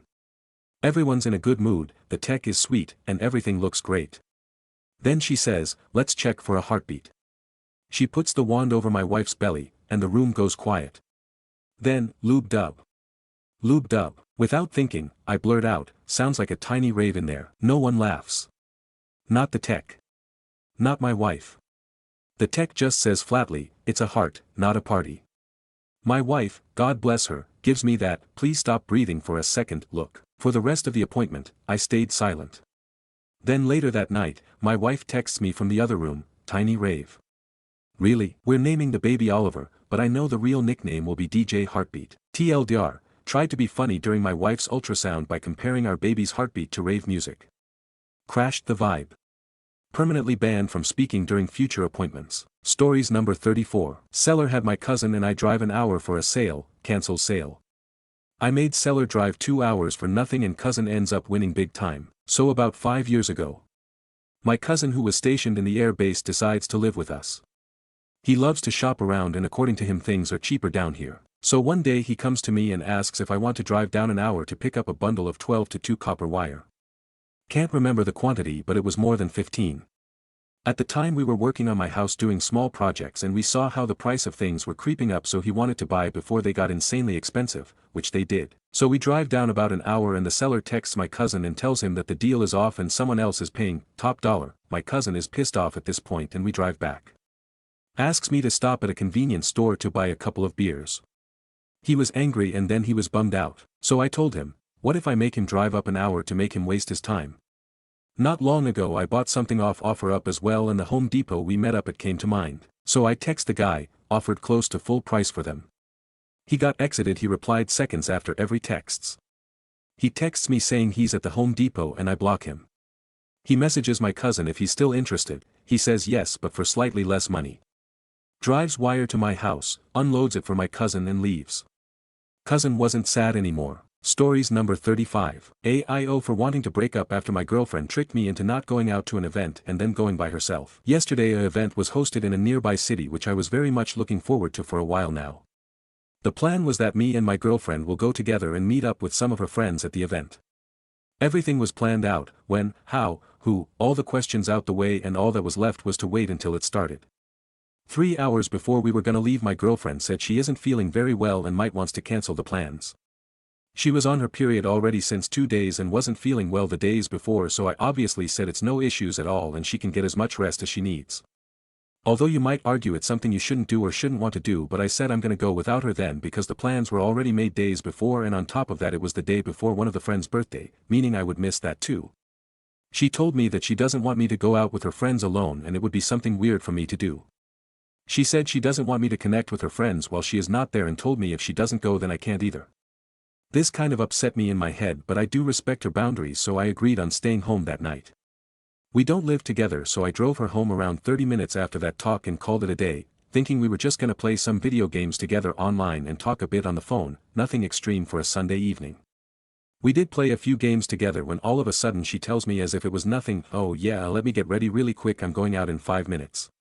I'm like, you're gonna do what? Oh yeah my friends called me they are in front of my house we are going to the event, you already forgot. Mind you the event was like 5 minutes by foot from her house but a 45-minute drive for me. I was furious because why in God's mind would anyone betray someone like that? I immediately asked her what in the world she is thinking just letting me sit at home like an idiot, listening to her stupid request like a dog and she gets to have the fun that I was looking forward to all week. She had over an hour of time to tell me she is fine and she does want to go. I could have just stayed at her place after driving there but no, I need some space and alone time while I'm on my period. This pissed me the fuck off and I hung up on her immediately. She doesn't think anything of it and told me I'm overreacting.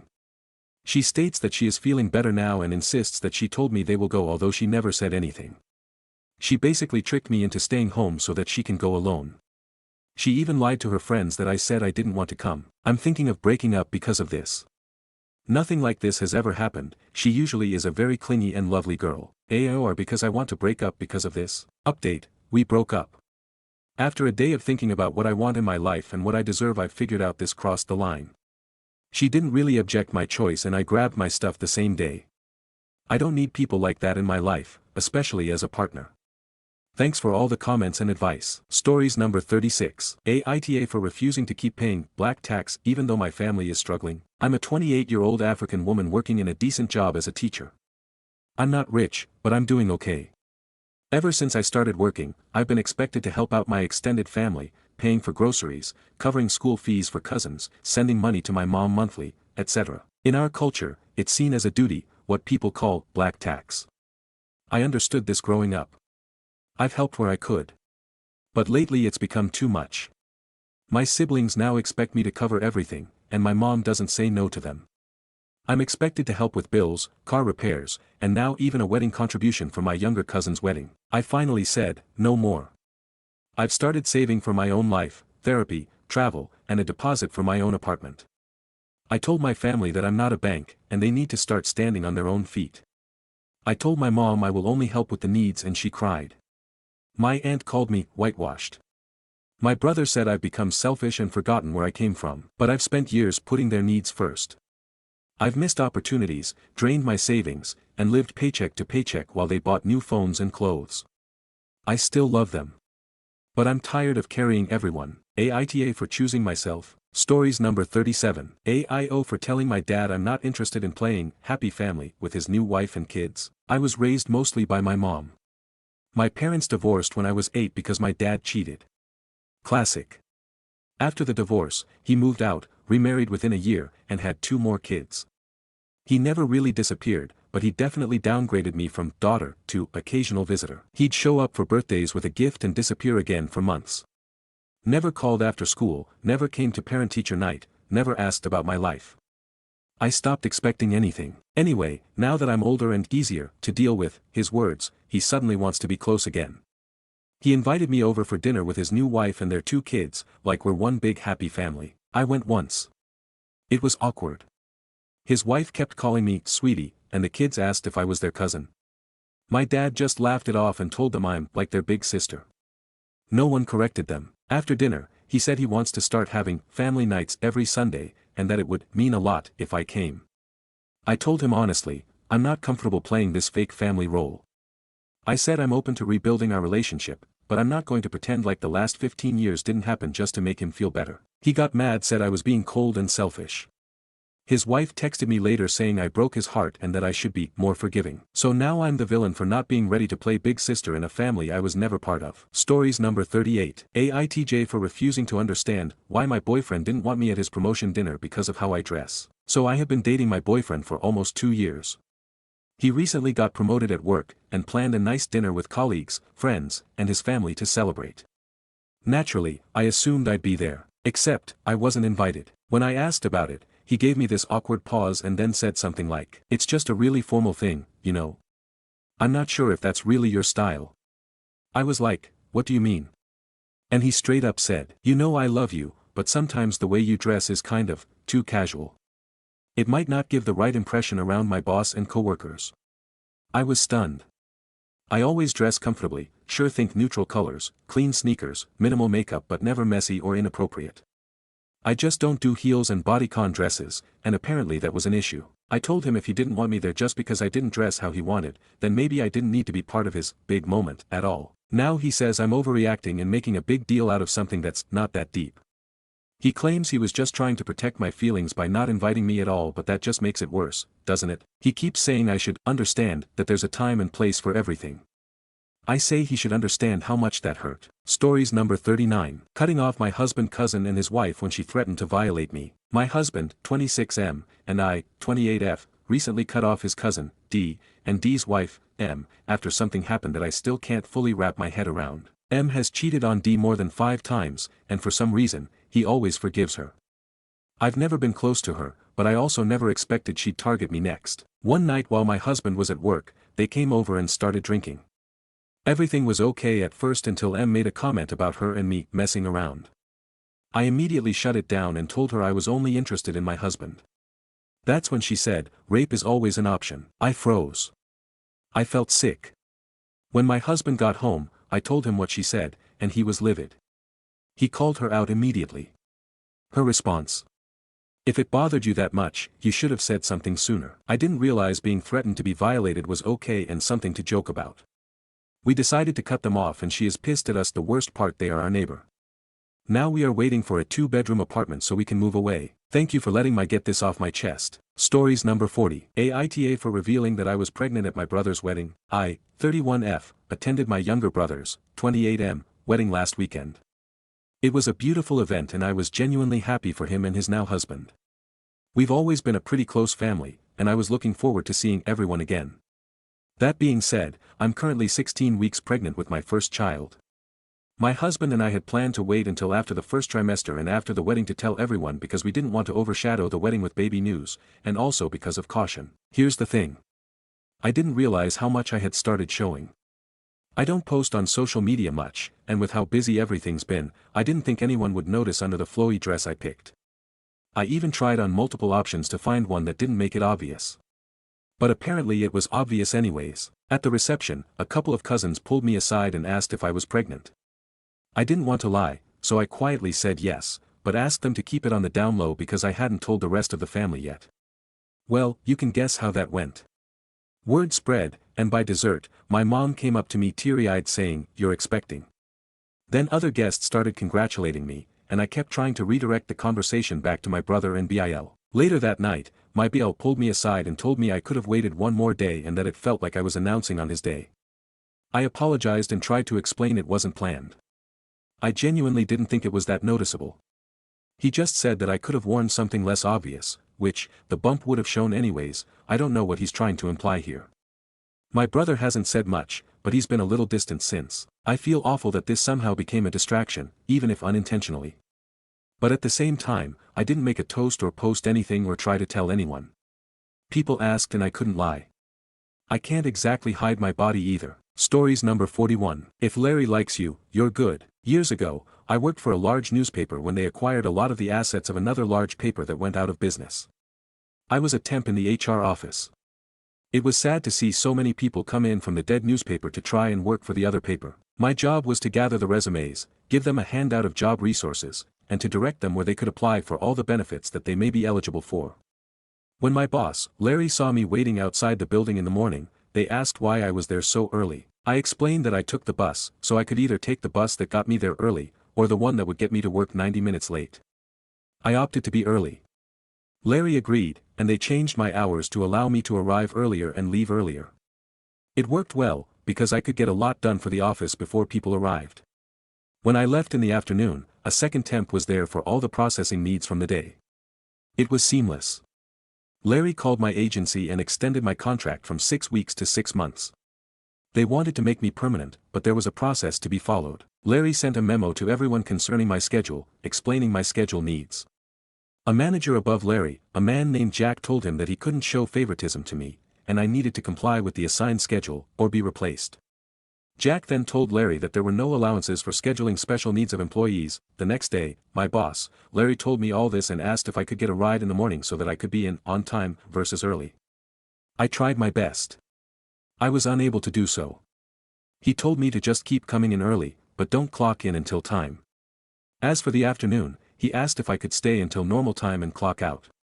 I agreed, even though it would make me now having to wait a long time in the evening for the bus. My first day on the new schedule, the very boss that refused my schedule modifications, Jack, walked up to my desk. "I need these photocopies in triplicate." Before I could answer, Larry did. "She's not on the clock for another 20 minutes. She can do it after she clocks in between her regular duties." Jack said, "She's on the clock. She can work." Larry replied ever so sweetly. "No. She's not. You said no schedule modifications. She would have been on the clock, but she's not, now." Jack asked to see Larry in the office. Larry agreed and I could hear raised voices. I kept reading my book, quietly, but watching the time. Just before I was to sign in, Larry called me in. "Effective today, you're to go back to your schedule that was modified." I nodded, clocked in, and made the copies before people began arriving. Larry would eventually climb the ladder there, taking over the position Jack held. I wish more bosses were as awesome as Larry. Stories number 42. Secret revenge. My MIL did not want me to marry my amazing wife. I wasn't rich enough to give her the lifestyle that she thought she deserved. She bet us $10 that she wouldn't cry at our wedding. She did. When we asked for the money, she pulled out two $5 and threw them on the floor, saying that can go towards your inevitable divorce. An aside, we are still married, still in love, 47 years later. Anyway, once married, she started wittering on about when were we going to give her grandkids, at every family do, every phone call, every letter. About 8 years and we started talking about it and decided that neither of us were keen in the first place, but most importantly, we didn't want her in our lives any more than she already was, so I had a vasectomy. And we didn't tell her, we just kept her hanging, frustrated, on the hook of possibility. It was glorious and we still laugh about it whenever she starts up about how she was too old to enjoy them when the other siblings started popping them out. Stories number 43. Penny wise, pound foolish. Every so often, hospitals examine their financial reports and decide that their profits problem is staffing. Never the supply contracts, manager salaries, perks, redecorating the front lobby, advertising costs, or moving the admissions department to a new location for the third time in 10 years. Supervisors at the psychiatric hospital where I worked were told, no more overtime. It wasn't a suggestion. The problem was that the pool of qualified staff in the community willing to work there was not that large. As a result, some of our lower-paid staff technicians worked 60 to 80 hours a week to bring staffing levels up to the required minimum, as well as make ends meet at home. Most of the need was during non-program hours on off shifts, which required routine safety checks and paperwork. One weekend, I had to replace 3 staff on the same night at short notice. I was able to get 2 techs from the in-house pool at regular rate. After spending 2 more hours calling every other staff person on the roster, I scheduled a full-time tech for overtime. I caught hell later in the week when time cards were reviewed for payroll. Nobody wanted to hear my reason for incurring overtime. Don't do it again or it's going to be a formal reprimand, was the CFO's advice to me. Cue malicious compliance. The next pay period, the same thing happened on a weekend. I needed 3 techs for minimum staffing on both Friday and Saturday, but nobody would take the shifts unless I gave them OT. Sorry, no can do. I called the most expensive nursing agency in town and ordered 3 RNs at weekend rate with night shift differential for both nights. Agencies charge not only the staff salary but bump up the cost to make a profit since they incurred all the cost of background checks, training, and license verification. To make our lives easier and comply maliciously, I asked the evening and weekend supervisors do the same thing to staff call-ins for the rest of the schedule. All shifts were filled with nurses, even if a 1:1 sitter for extreme suicide risk was needed.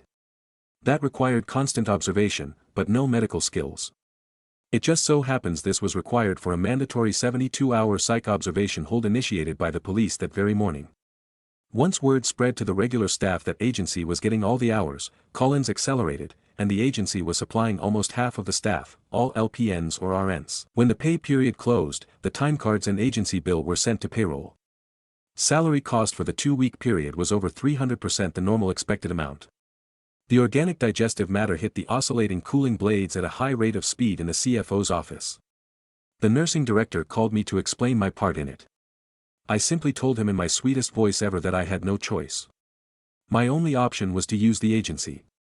After, CFO threatened me with disciplinary action, I didn't tell him that a technician at time and a half cost $4 less per hour than a pool RN at straight time, let alone an agency nurse. I could have saved a small fortune, but I guess his accounting degree is better than mine. Of course, the other 2 supervisors gave similar answers. A new memo came out that day stating that OT was once again approved, provided certain financial guidelines were followed. The CFO went back to counting beans and we supervisors went back to doing what we did. Stories number 44. I blocked my girlfriend's entire family after they wouldn't stop harassing us. My girlfriend, 25, and I, 28, have been together for 2 years. We recently moved in together after a long stretch of saving and planning. Everything between us is solid, but her family? That's a whole different story. They've never liked me. From the start they made passive-aggressive comments, criticized everything from my job to how I dress and treated me like some outsider trying to steal her. She always defended me but it never stopped. Last month, she got a big promotion. I was proud of her and posted a picture of us celebrating. That's when the messages started flooding in. Her sister said I was mooching off her success. Her uncle joked that I should be grateful someone like her settled. Her mom sent a long text saying she was worried I'd drag her down. I didn't respond to any of it. But after a week of non-stop texts, calls, and snide comments on social media I had enough. I blocked every single one of them. Now they're saying I'm isolating her. She doesn't blame me at all, but part of me wonders, was that going too far? Or was I just protecting my peace? Am I the jerk? Stories number 45. Wibta, if I told my sister I don't want to be her backup uterus anymore. She's been trying to get pregnant for 4 years now and it's honestly heartbreaking to watch, but also she's turned into a whole different FKN person. Like last month at our cousin's baby shower she cornered me in the damn bathroom and was like, "Would you be open to carrying for me?" And I panicked and said, "I'll think about it." BC, she was already crying and it felt like a hostage situation with cupcakes. But now she won't drop it. She sends me articles about surrogacy every other day. Texts me, "You're my miracle," with baby emojis. Told our mom I said yes, I didn't, and now my mom's acting like I'm supposed to do this for the family. Bro, I'm 26. Single. Broke. I live in a glorified shoebox and I'm on antidepressants. I barely feed myself. Why would I FK up my body to give birth for a kid that isn't mine? She even brought it up while we were in FKN Target and held up a tiny onesie and said, "Your niece could wear this," and I had to just walk away. BC, what do you even say to that? Like, girl. Please. I haven't told her no. BC, I know it'll turn into a full meltdown. She'll say I don't love her. That I don't care. But it's gotten to the point where I don't feel like a person to her anymore. Just a uterus with legs. Wibta, if I just told her it's not happening and she needs to stop bringing it up. I feel like a bad sister but also like. TF. Stories number 46. My partner left me 3 days after giving birth. 24 days it's been since I heard from my BD. He left during my labor. I kept screaming, "Where is he?" The nurses, I can tell, were trying to spare my feelings. One nurse I won't forgot, she was so sweet and held my hand and she didn't let me do it all alone. I had to stay at the hospital for a few days and then drive myself and my newborn home after discharge. I had nobody. BD packed his stuff and went to live at his cousin's house. I tried so hard to get in contact with him. He dodged any contact from me and I finally was able to get in touch with him 1 week pages. He apologized but said it's too much for him and he's 25 and he's felt like me and this baby is gonna ruin his life and hold him back. B********* what? I'm 22. I dropped out of college for our baby and you think you're too young. I'm younger than you and I act more grown than you. B***********, I got 2 jobs and you a bum. He said our relationship is over. I told him I'm gonna get after him for child support. He called me a gold digger because I said he gonna pay for child support and he basically said okay cause he know he don't make that much money so my payment probably gonna be $50 tbh. Fuck you. Stories number 47. My wife gave up millions to marry me and it's just hitting home for me. My wife wasn't born in the US. Her father was a relatively successful businessman in his country and had established a number of trusts for my wife and her sibling. I met my wife when she was studying in the US and we quickly fell in love. Her family overall accepted me and was supportive, with one major caveat. Her father told my wife that, if she moved to the US permanently, she'd be removed from the various trusts. This was for a mix of taxation and administrative reasons. I want to clarify that I don't feel bitter towards her father. It's his money to do what he wants with. But I have to say I don't fully understand his rationale. My wife let me know this at the time, but I don't think I was fully cognizant of what she was actually giving up. My wife's father has recently sold some property back in his home country for over $5 million. All of the money is being put into the trust, the one my wife was removed from, and will go to her sibling instead. I learned in the same week that a real estate project my wife's father has going is likewise in a trust, with the sibling alone as beneficiary. It's been years since we've gotten married, and I maintain a good relationship with the rest of her family. But it's finally sinking in what she actually gave up. This is enough to stop working if she had wanted, or to not worry about saving and just enjoy life. She could be living the permanent vacation life in Europe instead of grinding it out with me, but she decided that I was worth it. Stories number 48. I'm actually so sick of young boy teenagers lately. Yesterday I went to a fun fair with friends, but some fucking teenagers were being a nuisance. In the bumper cars they kept targeting me specifically and added extra force to the bumps. I am not against that, I have something against specifically targeting strangers while yelling stuff. 2 boys who I could see clearly were around 13 yelled at me that they love me. EW. First off, I'm an adult, second off, a stranger. Then others called me a hoe, then homo. Let strangers have fun and actually be mature, age is no excuse in my book. When I was 13 I didn't do any of that shit. Edit. Losing faith in humanity right now because of people supporting harassing strangers. Good idea to let children get away with bad shit and telling people they have no right to be upset. Also, none of you can read. I was specifically talking about the fact they targeted me specifically even though there were tons of others. While I ignored them, they kept being nuisances and I'm allowed to be upset. How would you feel if a stranger started to call you names? Stories number 49. Entitled neighbor wants me to move my Wi-Fi router for her signal. So my neighbor knocks on my door yesterday and says her Wi-Fi signal is weak in her bedroom. I'm thinking she wants the name of my provider or something. Nope. She actually asks me to move my router closer to our shared wall so she can get better reception from my network. I tell her it's password protected and not for public use. She says, well yeah, but I figured you wouldn't mind sharing since I'm just using it to stream shows at night. I ask her why she doesn't get her own plan. She shrugs and says money's tight, and, you probably don't notice the difference anyway. The craziest part. When I say no, she accuses me of being selfish and storms off. Like, what? You don't just expect free internet from your neighbor and then get mad when they say no. I'm honestly tempted to rename the network to Get Your Own Wi-Fi, just out of spite. Anyone else dealt with something like this? Stories number 50. Aita for refusing to share my snacks on vacation. I, 30s F, go on vacation with my family every year to the lake for a week. The group includes my parents, my brother and his wife, and my sister. Our parents pay for the house rental. I have offered to chip in numerous times and been told no, that they like doing this for the family.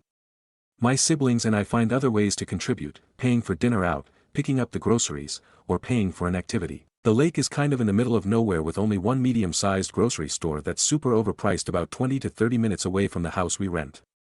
Because of this I always make a run to a grocery store in my hometown before the trip to stock up on drinks/snacks. I always text the family group chat to see if anyone wants anything. Most of the time people say no thanks and that they'll buy snacks at the store at the lake. I know my family well enough that I always buy extras since you can't open a snack on the beach without everyone suddenly wanting some. It's fine and I don't mind doing it. However, for the last couple of years even the extra snacks I bring seem to not be enough to get us through the week, despite the fact that my whole family laughs about the amount of stuff I bring. Then when we do the big grocery buy on the first day of the trip no one gets anything because OP brought enough to feed an army. By the end of the week we're out of everything and I either have to go on a supply run or go snackless. I don't tend to eat big meals and prefer to pick/snack through the day, so a lack of snacks makes me hangry and not pleasant to be around. For our trip this year I specifically kept out a bag of pretzels and kept them in my room. Watching the other snacks be consumed through the week I warned everyone that I wouldn't be making an extra run this year and they brushed me off. By Thursday morning the snacks were gone. I took my pretzels and kind of concealed them in my bag for the afternoon and tried to be sneaky when I was eating them, but pretty quickly my brother saw and asked me to pass him the pretzels. I said no, and he laughed like I was joking and walked over to take them. I said, sorry, but this is the last bag and it's got to last me until we leave on Sunday. He got annoyed at me and said I was being ridiculous. We attracted the attention of my parents who basically told me to share with my brother, like we were 8 and 10 not both in our 30s, and then made some comments about how I was being ridiculous over $3 pretzels after they paid for the whole trip. I maintained that I wasn't being ridiculous, that I'd brought over $150 worth of snacks that had been decimated, and that my brother is a big boy with a big boy job who said he didn't want anything when I asked and could have 100% provided his own snacks. Edit to address some common things in the comments. The snacks are not my only contribution to the trip, I also paid for dinner, mini golf, and a share of the groceries. I mentioned the price of the snacks so that people would have an idea of the volume, as in I would never eat $150 worth of snacks just for myself in a week, so obviously I was planning to share, not to make some kind of statement about how much dollar I contributed. I am a snacker grazer, my family for the most part is not. Eating this way works for me and it's not something I can just turn off on vacation. I will not be accepting criticism on this at this time. I appreciate the people suggesting I do a secret stash of snacks in my room, but that won't work unless I plan to spend most of the trip in my room. The house is about a 5-minute walk from the lake, so that means every time I want to eat I'd have to walk back to the house, eat something, and then walk back to the lake, so like 15 to 20 minutes every hour or so. To everyone saying, just go get more snacks, the point is, I don't want to. And I don't feel like I should have to when I've made efforts to take care of myself. From my viewpoint, I eat in a different way from my family and I'm not asking anyone else to make allowances for that way or to subsidize it. I am sharing the additional food I brought with others and offering to buy them whatever they want initially.